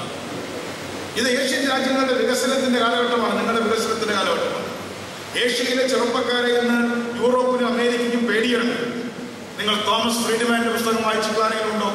World is flat. നിങ്ങൾ ആ പുസ്തകം ഞാൻ പരിചയപ്പെടുത്താൻ ആഗ്രഹിക്കുകയാണ്. വേൾഡ് ഈസ് ഫ്ലാറ്റ് എന്ന പുസ്തകം നിങ്ങൾ വായിക്കണം. ബാംഗ്ലൂരിനെ കുറിച്ച് എഴുതി. വേൾഡ് ഈസ് ഫ്ലാറ്റ് എന്ന് പറഞ്ഞാൽ ലോകം പരന്നാണിരിക്കുന്നത്. എന്താ അദ്ദേഹം പറയുന്നത്? തോമസ് ഫ്രീഡ്മാൻ എന്ന് പറയുന്ന പ്രസിദ്ധനായ ജേർണലിസ്റ്റാണ്. അദ്ദേഹം പറയുകയുണ്ടായി, ഇന്ന് ലോകം പഴയതുപോലെ അമേരിക്ക വളരെ മുമ്പിലും മറ്റ് രാജ്യങ്ങളൊക്കെ വളരെ താഴെയുമാണ് എന്ന് കരുതുന്നതിൽ അർത്ഥമില്ല. അമേരിക്കൻ പ്രസിഡന്റിനും അമേരിക്കയിലെ രാഷ്ട്രീയ നേതാക്കന്മാർക്കും ഇന്ത്യയെ പേടിയാണ്. ഇന്ത്യയിലെ മൻമോഹൻ സിംഗിനെ അല്ല അവർ പേടിക്കുന്നത്, അല്ലെങ്കിൽ സോണിയാഗാന്ധിയെ അല്ല അവർ പേടിക്കുന്നത്. അവരുടെ നയങ്ങളെ പേടിക്കുന്നുണ്ട്. അവർ പേടിക്കുന്നത് എന്റെ മുമ്പിലിരിക്കുന്ന നിങ്ങളെപ്പോലെയുള്ള കുട്ടികളെയാണ്. അവർ പേടിക്കുന്നത് നിങ്ങളെപ്പോലെ മിടുക്കന്മാരായ എഞ്ചിനീയർമാരെയാണ്, നിങ്ങളെപ്പോലെയുള്ള പ്ലസ് 2 വിദ്യാർത്ഥികളെയാണ്. എന്താ കാരണം? അവരുടെ ജോലി തട്ടിയെടുക്കാനുള്ള കഴിവ്, അമേരിക്കയിലുള്ള ചെറുപ്പക്കാരന്റെ ജോലി, അവന് ജോലി തട്ടിയെടുക്കാനുള്ള സാമർഥ്യം ഇരിക്കുന്നത് ഈ ഹോളിൽ ഇരിക്കുന്ന ചെറുപ്പക്കാർ. അതാണ് പൊളിറ്റിക്കൽ ഇക്കോണമി. അതുകൊണ്ടാണ് ഗവൺമെന്റിന്റെ നയങ്ങളെ ഞാൻ പിന്താങ്ങുന്നത്. അതുകൊണ്ടാണ് കേന്ദ്ര ഗവൺമെന്റിന്റെ തുറന്ന വാതിൽ സമീപനത്തെ ഞാൻ പിന്താങ്ങുന്നത്. കാരണം തോമസ് ഫ്രീഡ്മാൻ പറയുകയുണ്ടായി, അവിടുത്തെ കമ്പനികളിൽ ഇപ്പം പറയുന്നത്, ഒരു അമേരിക്കക്കാരൻ മറ്റൊരു അമേരിക്കക്കാരോട് പറയുന്നത്, മൈ ജോബ് ഇസ് ബാംഗ്ലൂർ എന്നാണ്. എന്ന് വെച്ചാൽ എന്റെ ജോലി ബാംഗ്ലൂർക്ക് പോയി. ബാംഗ്ലൂർ എന്ന് പറയുന്നവർക്ക് പേടി സ്വപ്നമാണ് IT സെക്ടറിൽ. പക്ഷേ ഇതൊക്കെ ടിപ്പ് ഓഫ് ദ ഐസ്ബർഗ്. നമ്മൾ ചെറിയൊരു കാര്യം മാത്രമാണ്. ചൈനയും ഇന്ത്യയും തമ്മിൽ തട്ടിച്ചു നോക്കുമ്പോൾ ഇന്ത്യയുടെ 10 ഇരട്ടിയാണ് ചൈന ഉൽപ്പന്ന രംഗത്തെങ്കിൽ, ഈ വെറും ചൈനയുടെ 10-1 നമുക്ക് പോലും ഇന്ന് പന്തളത്തും അടൂരും കുന്നംകുളത്തും അല്ലെങ്കിൽ കാസർഗോഡും കോഴിക്കോടും ഒക്കെ ഇന്ന് നമുക്കതിന്റെ ഗുണഫലം അനുഭവിക്കുന്നുണ്ടെങ്കിൽ, ലോകത്ത് ഇന്നത്തെ ഇൻഡസ്ട്രിയൽ സിറ്റുവേഷനകത്ത്, ഇന്നത്തെ വ്യാവസായിക സാഹചര്യത്തിൽ കൂടുതൽ അധ്വാനം നമുക്ക് ഉണ്ടാക്കാൻ കഴിഞ്ഞാൽ, ഫലപ്രദമായ അധ്വാനം ഉണ്ടാക്കാൻ കഴിഞ്ഞാൽ നമുക്ക് വളരെ ശക്തമായി കൊണ്ടുപോകാൻ കഴിയും. അതുകൊണ്ടാണ് ഞങ്ങൾ സ്വാശ്രയ കോളേജിനെ നോക്കുന്നത്. സ്വാശ്രയ കോളേജ് നല്ലതാണെന്ന് ഞങ്ങൾക്ക് അഭിപ്രായമില്ല. പക്ഷെ സ്വാശ്രയ കോളേജ് എന്ന് പറയുന്ന വിദ്യാഭ്യാസ നയം ഒക്കെയാണ് ഇനി കൊണ്ടുവരുന്നത്. ഞാനൊന്ന് പ്ലാനിങ് പോയിട്ടുണ്ട്. ഞാൻ സ്വകാര്യ സ്ഥാപനങ്ങളെ വലിയ സ്നേഹിക്കുന്ന ഒരാളൊന്നുമല്ല. പക്ഷെ ഇന്ന് പന്തളത്ത് എഞ്ചിനീയറിംഗ് കോളേജ് ഉണ്ടല്ലേ? ഇന്ന് എല്ലാ മുക്കിലും മുന്നിൽ എഞ്ചിനീയറിംഗ് കോളേജ് ഉണ്ട്. എന്താണ് എഞ്ചിനീയറിംഗ് കോളേജ്? കുട്ടികളെ എംപ്ലോയബിൾ ആക്കുന്ന ഒരു സ്ഥാപനമാണ്. കുട്ടികൾക്ക് അൺഎംപ്ലോയ്മെന്റ് അല്ല ഇപ്പോൾ ഉള്ളത്, നിങ്ങൾക്കുള്ളത് അൺഎംപ്ലോയബിലിറ്റിയാണ്. ഇപ്പൊ കുട്ടികളെ എംപ്ലോയബിൾ ആക്കാമെങ്കിൽ, തൊഴിലെടുക്കാൻ കഴിയുന്നവരാക്കാമെങ്കിൽ, ലോകത്തോ ഇന്ത്യയിലോ നിങ്ങളെപ്പോലുള്ള ചെറുപ്പക്കാർക്ക് ഇന്ന് തൊഴിലുള്ള ബുദ്ധിമുട്ടില്ല. അതിന്റെ ഭാഗമായിട്ട് ഇന്ന് ലോകത്തെ ഞാൻ പറഞ്ഞ് അവസാനിപ്പിക്കുകയാണ്. ലോകത്തെ 2ാം ഇൻഡസ്ട്രിയൽ റവല്യൂഷന്റെ അവസാന ഘട്ടമായ 970 ശേഷമുള്ള അല്ലെങ്കിൽ 990 ശേഷമുള്ള ഈ പ്രത്യേക സാഹചര്യത്തിൽ ഈ ഏഷ്യൻ രാജ്യങ്ങൾ അവിടുത്തെ ചെറുപ്പക്കാരുടെ ശക്തി കൊണ്ട് ഇന്ന് അതിശക്തമായി മുന്നോട്ട് പോയിക്കൊണ്ടിരിക്കുന്നു. പക്ഷേ അതിൽ അപകടം പതിയിരിക്കുന്നുണ്ട് എന്ന ഒരു സൂചനയാണ് third industrial revolution. Third industrial revolution ഏറ്റവും പുതിയൊരു കാര്യമാണ്. തേർഡ് ഇൻഡസ്ട്രിയൽ റവല്യൂഷനിൽ എക്കണോമിസ്റ്റ് വാദിക്കുന്നത് മറ്റൊന്നുമല്ല. ഇന്ന് യൂറോപ്യന്മാർ വേറൊരു കാര്യം ആലോചിച്ചുകൊണ്ടിരിക്കുകയാണ്. എന്തിനാണ് നമ്മൾ റഷ്യയിലേക്ക് പോകുന്നത്? നമുക്ക് എന്തുകൊണ്ട് നമ്മുടേതായ രീതിയിൽ ഡിജിറ്റലൈസ്ഡ് ഇൻഡസ്ട്രി ഉണ്ടാക്കാൻ കഴിയുമോ? ഡിജിറ്റലൈസ്ഡ് ഇൻഡസ്ട്രി എന്ന ഒരു പുതിയ സങ്കല്പമാണ് എക്കണോമിസ്റ്റ് കൊണ്ടുവരുന്നത്. എന്താ ഡിജിറ്റലൈസ്ഡ് ഇൻഡസ്ട്രി എന്ന് പറയുന്നത്? നിങ്ങൾക്ക് പെട്ടെന്ന് മനസ്സിലാകണമെങ്കിൽ എനിക്ക് മനസ്സിലാകത്തേ ഉള്ളൂ. ഒരു പ്രോഡക്റ്റ് ഉണ്ടാക്കുന്നത് ഒരു മെഷീൻ ഉണ്ടാക്കണം, അല്ലെങ്കിൽ ഒരു വലിയൊരു നട്ട്, വലിയൊരു ക്യാമറ ഉണ്ടാക്കണം, അല്ലെങ്കിൽ ചുറ്റികയുടെ തലയുണ്ടാക്കണം. ആ തലയുണ്ടാക്കണമെങ്കിൽ ആ ചുറ്റികയുടെ തലയെ പ്രിന്റ് ചെയ്തെടുക്കാം എന്നാണ് പറയുന്നത്. പ്രിന്റ് ചെയ്ത അച്ചടിയല്ല, ലെയർ ബൈ ലെയർ ആയിട്ട് കമ്പ്യൂട്ടറിനകത്ത് നമുക്ക് ചെയ്തെടുക്കാം. അതിന് വലിയ ഫാക്ടറി ഒന്നും ആവശ്യമില്ല. നിങ്ങൾ ഉൽപ്പന്നങ്ങൾ ഭാഗത്ത് കേന്ദ്രീകരിച്ച് കമ്പ്യൂട്ടറൈസ് ചെയ്ത് കഴിഞ്ഞാൽ കമ്പ്യൂട്ടറിനോട് നിങ്ങൾ സംസാരിക്കുമെങ്കിൽ ഈ ചിത്രം നിങ്ങൾക്ക് എത്ര പേർക്ക് അവിടെ കാണാൻ പറ്റുമെന്ന് എനിക്ക് അറിഞ്ഞുകൂടാ. ഒരു കമ്പ്യൂട്ടറിന് മുമ്പിൽ ഇരുന്നാൽ ഇൻഡസ്ട്രിയൽ പ്രോഡക്റ്റുകൾ മാനുവൽ ലേബർ ഇല്ലാതെ എങ്ങനെ ഇൻഡസ്ട്രി നടത്താം എന്നാണ് ഏറ്റവും ആധുനികമായി എന്ന് യൂറോപ്പിൽ. അതിനെയാണ് ഡിജിറ്റലൈസ്ഡ് ഇൻഡസ്ട്രി എന്ന് വിളിക്കുന്നത്. അപ്പോൾ ഡിജിറ്റലൈസ്ഡ് ഇൻഡസ്ട്രി എന്ന് പറയുന്ന ഒരു ആപത്ത് നമുക്ക് വരാനിരിക്കുന്നുണ്ട്. ഇപ്പൊ നമ്മുടെ നല്ല കാലമാണ്. പക്ഷെ ഡിജിറ്റലൈസ്ഡ് ഇൻഡസ്ട്രിയുടെ തേർഡ് ഇൻഡസ്ട്രിയൽ റവല്യൂഷന്റെ ഘട്ടത്തിൽ പോലും നമ്മുടെ കമ്പ്യൂട്ടർ നോളജ് കൊണ്ടും നമ്മുടെ ഡിജിറ്റൽ നോളജ് കൊണ്ടും ഒരുപക്ഷെ ചൈനയേക്കാൾ മുന്നോട്ട് പോകാൻ കഴിയുന്ന ഒരു രാജ്യമായി മാറാൻ ഇന്ത്യക്ക് ഒരു സാധ്യതയുണ്ട്. പ്രത്യേകിച്ച് കേരളത്തെ പോലെ വിദ്യാഭ്യാസമുള്ള തലമുറയ്ക്കൊരു സാധ്യതയുണ്ട്. അതിന് നിങ്ങൾ മനസ്സിലാക്കേണ്ടത്, നിങ്ങൾ മാത്തമാറ്റിക്സ് നന്നായി പഠിച്ചോളൂ. നമ്മുടെ മാത്തമാറ്റിക്സിന്റെ പാരമ്പര്യമാണ് നമ്മുടെ ശക്തി. ഇന്ത്യയുടെ മാത്തമാറ്റിക്കൽ പാരമ്പര്യം വളരെ വലുതാണ്. അതുകൊണ്ട് മാത്തമാറ്റിക്കൽ ലോജിക് പഠിച്ചു കഴിഞ്ഞാൽ ആ ലോജിക്കിന്റെ അടിസ്ഥാനത്തിലാണ് എല്ലാ കമ്പ്യൂട്ടറുകളും വർക്ക് ചെയ്യുന്നത്, അല്ലേ? ആൾജിബ്രയുടെ അടിസ്ഥാനത്തിലാണ് വർക്ക് ചെയ്യുന്നത്, അല്ലേ? ബുലിയൻ ആൾജിബ്രയുടെ അടിസ്ഥാനത്തിലാണ് വർക്ക് ചെയ്യുന്നത്. ആ ആൾജിബ്രിക് തിയറംസിന്റെ നിങ്ങളൊക്കെ പഠിപ്പിക്കുന്നതാണല്ലോ. ആ ആൾജിബ്രയുടെ അടിസ്ഥാനത്തിൽ, കണക്കിന്റെ അടിസ്ഥാനത്തിലാണ് ഇൻഡസ്ട്രി നിലനിൽക്കുന്നത്. പണ്ട് ഇൻഡസ്ട്രി നിലനിന്നിരുന്നത് കായിക അധ്വാനത്തിന്റെ പേരിലായിരുന്നു. കണക്കിന് അവിടെ വലിയ സാധ്യത ഉണ്ടായിരുന്നില്ല, ചെറിയ മെഷർമെന്റ് മാത്രമേ ഉണ്ടായിരുന്നു. ഇന്ന് ഡിജിറ്റലൈസ്ഡ് ഇൻഡസ്ട്രിയുടെ കാലത്തേക്ക് വരുമ്പോൾ നിങ്ങളുടെ ഉൽപ്പന്നങ്ങൾ നിങ്ങൾ കമ്പ്യൂട്ടറിനെ കൊണ്ടുണ്ടാക്കിയിരിക്കുകയാണ്. അവിടെ മനുഷ്യനെ ആവശ്യമില്ല. റോബോട്ടുകളെ, കൊച്ചു റോബോട്ടുകളെ വെച്ച് ഉൽപ്പാദിപ്പിക്കും. അത് മുഴുവൻ ഡിജിറ്റലൈസ്ഡ് ആണ്. അപ്പൊ ഡിജിറ്റലൈസ്ഡ് ഇൻഡസ്ട്രി എന്ന് പറയുന്ന തേർഡ് ഇൻഡസ്ട്രിയൽ റവല്യൂഷൻ വരാൻ പോകുന്നു. നിങ്ങൾ economics.com പോയി വായിക്കണം. അങ്ങനെ വരുമ്പോൾ അത് നമ്മുടെ മുമ്പിലുള്ള ഒരു ത്രെട്ടാണ്, ഒരു ചലഞ്ചാണ്. ആ ചാലഞ്ചിനെ കൂടി ഒരുപക്ഷെ ഇന്ത്യക്ക് മറികടക്കാൻ കഴിയും എന്ന് വിശ്വസിക്കുന്ന ഒരു പൊതുപ്രവർത്തകനാണ് ഞാൻ. അതുകൊണ്ട് നമ്മളെ സംബന്ധിച്ചിടത്തോളം ഭയപ്പെടേണ്ട കാര്യമില്ല. നമുക്ക് ഈ ലോകത്ത് യൂറോപ്യൻ രാജ്യങ്ങൾക്ക് പണ്ടത്തതുപോലെ നമ്മളെ അടക്കി ഭരിക്കാൻ സാധിക്കില്ല. 947 വരെ അവർ ലോകത്തെ നേരിട്ട് ഭരിച്ചു. അവരുടെ പ്രതിസന്ധികൾ, ഒന്നാം ലോക മഹായുദ്ധത്തിലും രണ്ടാം ലോക മഹായുദ്ധത്തിലും ഉണ്ടായ പ്രതിസന്ധികളൊക്കെ യുദ്ധം കൊണ്ട് അവർ പരിഹരിച്ചു. ആരാ യുദ്ധത്തിന് പൈസ കൊടുത്തത്? യുദ്ധത്തിന് പൈസ കൊടുത്തത് നമ്മളാണ്, നമ്മുടെ അച്ഛനപ്പന്മാരാണ്. നമ്മുടെ തേങ്ങയുടെ വില ഏറ്റവും കുറഞ്ഞു. പണ്ട് പറയാറുണ്ട് ഞങ്ങളുടെ നാട്ടിൽ 1000 നാളികേരത്തിന് 3 രൂപ കാലമുണ്ടായിരുന്നു 935-36 കാലഘട്ടത്തിൽ. നമുക്ക് യാതൊരു കാർഷിക വിഭവങ്ങൾക്കും വില കിട്ടിയില്ല. അവരുൽപ്പാദിപ്പിച്ച തുണി നമ്മൾ ധരിക്കേണ്ടി വന്നു. അതാണ് ഗാന്ധി പറഞ്ഞത്, നമ്മൾ നെയ്ത തുണി നമ്മൾ ധരിക്കും. അപ്പൊ ഗാന്ധിയുടെ നേതൃത്വത്തിൽ, മാവോയുടെ നേതൃത്വത്തിൽ ചൈനയിലും ഇന്ത്യയിലും നടന്ന 2 വിപ്ലവങ്ങൾ, ആ രാഷ്ട്രീയ മുന്നേറ്റങ്ങൾ ഇന്ന് വാസ്തവത്തിൽ രണ്ടാം ഇൻഡസ്ട്രിയൽ റവല്യൂഷനെ ഒരു പരിധി വരെ പിടിച്ചു കെട്ടുന്നതിൽ വിജയിച്ചിട്ടുണ്ട്. ആ വിജയത്തിന്റെ ഗുണഫലം ഇന്ന് കേരളം അടക്കമുള്ള രാജ്യങ്ങൾ അനുഭവിക്കുന്നു. പക്ഷേ ഒരുപാട് പ്രശ്നങ്ങൾ ബാക്കിയുണ്ട്. നിങ്ങളിവിടെ പറഞ്ഞതുപോലെ ഞാൻ നിങ്ങളെ വളരെയധികം അഭിനന്ദിക്കുകയാണ്. ദളിത് ക്വസ്റ്റ്യൻ ഇന്ന് ഇന്ത്യയെ പിടിച്ചു നിൽക്കുന്ന ഏറ്റവും പ്രധാനപ്പെട്ട പ്രശ്നമാണ്. ഞാൻ ഈ നിങ്ങളുടെ ജില്ലയിൽ ചെങ്ങറ സമരത്തിൽ നേരിട്ട് പങ്കെടുത്ത ഒരാളാണ്. ബിഷപ്പ്മാർ പങ്കെടുത്തു. പക്ഷെ നിങ്ങളുടെ സഭയിൽ നിന്നല്ല, മറ്റു സഭയിൽ നിന്നും ബിഷപ്പ്മാർ പങ്കെടുത്തു. ഒരുപാട് ആളുകൾ പങ്കെടുത്തു. പക്ഷെ എനിക്ക് വന്നപ്പോൾ സന്തോഷം തോന്നി.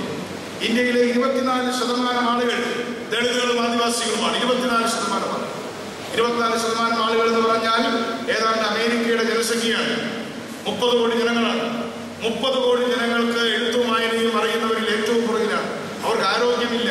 കേരളത്തിൽ പോലും ആദിവാസികളിൽ 54% ആളുകൾക്ക് വേണ്ടത്ര രക്തമില്ല, എനിമിക്കാണ്. അവർക്ക് വീടില്ല, നിരക്ഷരരാണ്. അപ്പൊ ഇന്ത്യയിലെ സാമ്പത്തിക വളർച്ചയുടെ ഘട്ടത്തിലും അതിക്രൂരമായ അസമത്വങ്ങൾ നിലനിൽക്കും. ആ അസമത്വങ്ങൾക്കും എക്കണോമിക്സിൽ ഒരു ഭാഷയുണ്ട്. അതിനെ വിളിക്കുന്നത് ഗിനി കോയിഫിഷ്യന്റ് എന്നാണ്. എത്ര പെർസെന്റ് അസമത്വമുണ്ട് എന്ന് അളക്കാൻ ഇക്കണോമിക്സിന് ടൂൾസ് ഉണ്ട്. അതിനെയാണ് ഗിനി കോയിഫിഷ്യന്റ് എന്ന് പറയുന്നത്. ആ 0 ആണ് ഗിനി കോയിഫിഷ്യന്റ് എങ്കിൽ എല്ലാവരും തുല്യരാണ്. 100 ആണെങ്കിൽ എല്ലാ ഏറ്റവും വലിയ അസമത്വസ്ഥയാണ്. നമ്മൾ നിൽക്കുന്നത് 0.46, 0.45 തുടങ്ങിയ സ്ഥലങ്ങളിലാണ്. എന്നാൽ ജപ്പാൻ കുറച്ച് പിന്നോട്ടാണെങ്കിലും ജപ്പാനിൽ ലോകത്തെ ഏറ്റവും കുറച്ച് അസമത്വമേ ഉള്ളൂ. അപ്പൊ വളർച്ച ഉണ്ടാവണം, അസമത്വം പറയും. GDP മാത്രം ഉണ്ടായാൽ പോരാ, ആ GDP-യുടെ ഷെയർ എല്ലാവർക്കും കിട്ടണം. GDP ഗ്രോത്ത് റേറ്റ് ചൈനയിൽ കൂടുതലാണെങ്കിലും അത് 0.45% ചൈനയിലും അസമത്വം നിലനിൽക്കുന്നുണ്ട്. പക്ഷേ അസമത്വം ഏറ്റവും കുറയ്ക്കാൻ കഴിഞ്ഞ രാജ്യം ജപ്പാൻ എന്ന രാജ്യമാണ്. അവരുടെ ഗിനി കോഎഫിഷ്യന്റ് 0.2 ആണ്, അല്ലെങ്കിൽ 22% മാത്രം. അപ്പൊ ഇതെല്ലാം കാണിക്കുന്നത് നമ്മുടെ സമ്പദ്ഘടനയുടെ വളർച്ച ഏറ്റവും പ്രധാനപ്പെട്ട കാര്യമാണ്. പക്ഷേ സമ്പദ്ഘടന വളരുമ്പോൾ ആ സമ്പദ്ഘടനയുടെ കീഴിൽ ജീവിക്കുന്ന മുഴുവൻ ആളുകൾക്കും സമത്വസുന്ദരമായ ഒരു ജീവിതം ഉണ്ടാകേണ്ടത് നമ്മുടെ രാഷ്ട്രീയ ഗാത്രത്തിന്റെ, നമ്മുടെ പോളിറ്റിയുടെ കടമയാണ്. അവിടെ മതങ്ങൾക്ക് ഒരു വലിയ പങ്ക് വഹിക്കാനുണ്ട്. മതങ്ങൾക്ക് അവരുടെ തത്വശാസ്ത്രം മുന്നോട്ട് വയ്ക്കാനുണ്ട്. തിയോളജിക്ക് അവരുടേതായിട്ട് പങ്ക് വഹിക്കാനുണ്ട്. ഞാൻ ഈ പുസ്തകത്തിൽ ഒരു പ്രോഗ്രസീവ് തിയോളജി കാണുന്നുണ്ട് എന്നതുകൊണ്ട് തന്നെ ഞാൻ ഈ സംഘാടകരെ ശക്തമായ രീതിയിൽ അഭിനന്ദിക്കാൻ ആഗ്രഹിക്കുകയാണ്. ഒരു പ്രോഗ്രസീവ് തിയോളജി ഓർത്തഡോക്സ് സഭയുടെ യോജന പ്രസ്ഥാനം മുന്നോട്ട് വയ്ക്കുന്നുണ്ട്. എന്നാണ് വാസ്തവത്തിൽ ഞാൻ മനസ്സിലാക്കിയിട്ടില്ലായിരുന്നു. അതുകൊണ്ട് അത്തരത്തിലുള്ള ഒരു പ്രോഗ്രസീവ് തിയോളജി, നിങ്ങൾ തിയോളജിയുടെ കൂടെയാണോ അല്ലയോ എന്ന ചോദ്യത്തിന് യാതൊരു പ്രസക്തിയുമില്ല. നിങ്ങൾ തിയോളജിക്കലായിട്ടാണോ ചിന്തിക്കുന്നത്, അതോ എത്തിസ്റ്റായിട്ടാണോ ചിന്തിക്കുന്നത് എന്ന് ചോദിക്കുന്നതിന് വലിയ പ്രസക്തിയില്ല. നിങ്ങൾ പ്രോഗ്രസീവായി ചിന്തിക്കുന്നുണ്ടോ? നിങ്ങൾ എല്ലാവർക്കും ഗ്രോത്ത് ഉണ്ടാവണമെന്ന് ആഗ്രഹിക്കുന്നുണ്ടോ? രാജ്യത്തിന് വളർച്ച ഉണ്ടാവണമെന്ന് ആഗ്രഹിക്കുന്നുണ്ടോ? എല്ലാവർക്കും തുല്യത ഉണ്ടാവണമെന്ന് ആഗ്രഹിക്കുന്നുണ്ടോ? എല്ലാവർക്കും ആരാധിക്കാനുള്ള സ്വാതന്ത്ര്യം ഉണ്ടാകണം എന്ന് വിശ്വസിക്കുന്നുണ്ടോ? അതാണ് ഏറ്റവും പ്രധാനപ്പെട്ട കാര്യം. അതുകൊണ്ട് ജനാധിപത്യത്തിന്റെ മൂല്യങ്ങൾ, ആ ജനാധിപത്യത്തിന്റെ മൂല്യങ്ങളും തുല്യതയുടെ മൂല്യങ്ങളുമുള്ള ഒരു നല്ല സമ്പദ്ഘടന, ആ സമ്പദ്ഘടന കെട്ടിപ്പടുക്കുവാനുള്ള പ്രയാണത്തിലാണ് ഇന്ത്യ മുന്നോട്ട് പോയിക്കൊണ്ടിരിക്കുന്നത്. ഒരുപാട് മുന്നോട്ട് പോയെങ്കിലും ഇനിയും ഒരുപാട് മുന്നോട്ട് പോകാനുണ്ട്. എവിടെയും നമ്മൾ എത്തിയിട്ടില്ല. പക്ഷെ എവിടെയും എത്തിയിട്ടില്ലെങ്കിലും നല്ലൊരു തുടക്കം നമ്മൾ നടത്തിയിട്ടുണ്ട്. ആ തുടക്കത്തിന്റെ ഗുണമനം അനുഭവിക്കുന്ന ആദ്യ തലമുറയാണ് എന്റെ മുമ്പിലിരിക്കുന്നത്. നിങ്ങൾ ജനിക്കുന്ന സമയത്ത് തന്നെ നിങ്ങൾ നല്ല കാലത്തേക്കാണ് ജനിച്ചത്. നല്ല കാലത്തേക്ക് ജനിച്ച കുട്ടികളാണ് എന്റെ മുമ്പിലിരിക്കുന്നത്. അതുകൊണ്ട് നിങ്ങളുടെ ചുമതലയും അതുപോലെ വളർന്നു വലുതാണ്. നിങ്ങളുടെ ചുമതല ഞങ്ങളെക്കാൾ വലിയ ചുമതലയാണ്. നല്ല കാലത്തേക്ക് പിറന്നു വീണ നിങ്ങളുടെ കുട്ടികളുണ്ടായി, നിങ്ങളുടെ കുട്ടികളെ വളർത്തുന്ന കാലഘട്ടമാകുമ്പോഴേക്കും അസമത്വമില്ലാത്തൊരു കേരളം നിങ്ങളുടെ വിഭാവനം ചെയ്യും. അസമത്വമില്ലാത്ത കേരളം സമ്പന്നമായ കേരളം. സമ്പന്നതയില്ലാതെ അസമത്വം കൊണ്ട് കാര്യമില്ല, സമത്വം കൊണ്ട് കാര്യമില്ല. എല്ലാം പട്ടിണി പങ്കുവെച്ചുകൊണ്ട് കാര്യമില്ല. എല്ലാവരും നന്നായി ഭക്ഷണം കഴിക്കുകയും എല്ലാവരും നന്നായി വസ്ത്രം ധരിക്കുകയും എല്ലാവരും അവരുടെ വിശ്വാസങ്ങൾ അനുസരിച്ച് ജീവിക്കുകയും ഒരു വിശ്വാസമില്ലാത്ത അവരുടെ വഴിക്ക് ജീവിക്കുകയും ആരും ആരെയും കൊല്ലാതിരിക്കുകയും ചെയ്യുന്ന ഒരു നല്ല കാലത്തെ കുറിച്ചാണ് എന്റെ വിശ്വാസങ്ങളൊന്നുമാവട്ടെ, എന്റെ വിശ്വാസങ്ങളും വിശ്വാസരാഹിത്യവുമെന്നാവട്ടെ. ആ വിശ്വാസങ്ങൾ, എന്റെ വിശ്വാസമില്ലാത്തവനെ, എന്റെ കൂടെ നിൽക്കാത്തവനെ ഞാൻ കൊന്നുകളയും എന്ന് പറയുന്നത് ഏറ്റവും ക്രൂരമായ അസമത്വത്തിന്റെ സിദ്ധാന്തമാണ് എന്ന് കൂടെ പറയാൻ ഞാൻ ആഗ്രഹിക്കുകയാണ്. എന്തായാലും എൻ്റെ ഈ എക്കണോമിക്സിനെ സംബന്ധിച്ച ഒഷിഞ്ഞ പ്രസംഗം നിങ്ങൾ എല്ലാവരും കേട്ടിരുന്നത് എനിക്ക് അത്ഭുതം തോന്നുന്നുണ്ട്. എന്തായാലും എനിക്കും പോകാൻ സമയമായി. ഞാൻ എൻ്റെ കയ്യിൽ വായിച്ചിരുന്നതുകൊണ്ട് എത്ര സമയമായി അറിഞ്ഞില്ല. ഒരുപാട് സമയം ഞാൻ കവർന്നെടുത്തു. എന്തായാലും എന്നെ ഈ മഹത്തായ സമ്മേളനത്തിലേക്ക് ക്ഷണിച്ചത് തീർച്ചയായിട്ടും എനിക്ക് ഒരു അവാർഡ് തന്നതിന് തുല്യമായി ഞാൻ കണക്കാക്കുകയാണ്. നിങ്ങളെ എനിക്ക് അവസരമായി നൽകിയ പോളികോർപ്പസ് തിരുമേനിക്കും ഇതിന്റെ സംഘാടകർക്കും ഒരിക്കൽ കൂടി നന്ദി പ്രകാശിപ്പിച്ചുകൊണ്ട് എൻ്റെ വാക്കുകൾ ചുരുക്കുന്നു. നന്ദി, നമസ്കാരം. അതുപോലെ തന്നെ ഞാൻ ബാബ തിരുമേനിയുടെ നാടെന്നാണ് അദ്ദേഹം വരുന്നത്. അദ്ദേഹം എന്നോട് കാണിക്കുന്ന സ്നേഹവായ്പകൾ കാണുമ്പോൾ ഞാൻ പലപ്പോഴും വളരെ ചെറുതാവാറുണ്ട്. കാരണം ഇത്രയും വലിയൊരു മനുഷ്യൻ, ഇത്രയും മഹാനായ ഒരു മനുഷ്യൻ എന്തിനാണ് എന്നെപ്പോലെ ഇത്രയും എളിയവനായ ഒരു രാഷ്ട്രീയ പ്രവർത്തനോട് ഇത്രയും സ്നേഹം കാണിക്കുന്ന കണ്ടിട്ട് ഞാൻ അദ്ദേഹത്തിന്റെ സ്നേഹപ്രകടനങ്ങൾക്ക് മുമ്പിൽ പലപ്പോഴും ചൂളിപ്പോവാറുണ്ട്. അദ്ദേഹത്തോടുള്ള നന്ദിയും രേഖപ്പെടുത്തിക്കൊണ്ട് ഞാൻ വാക്കുകൾ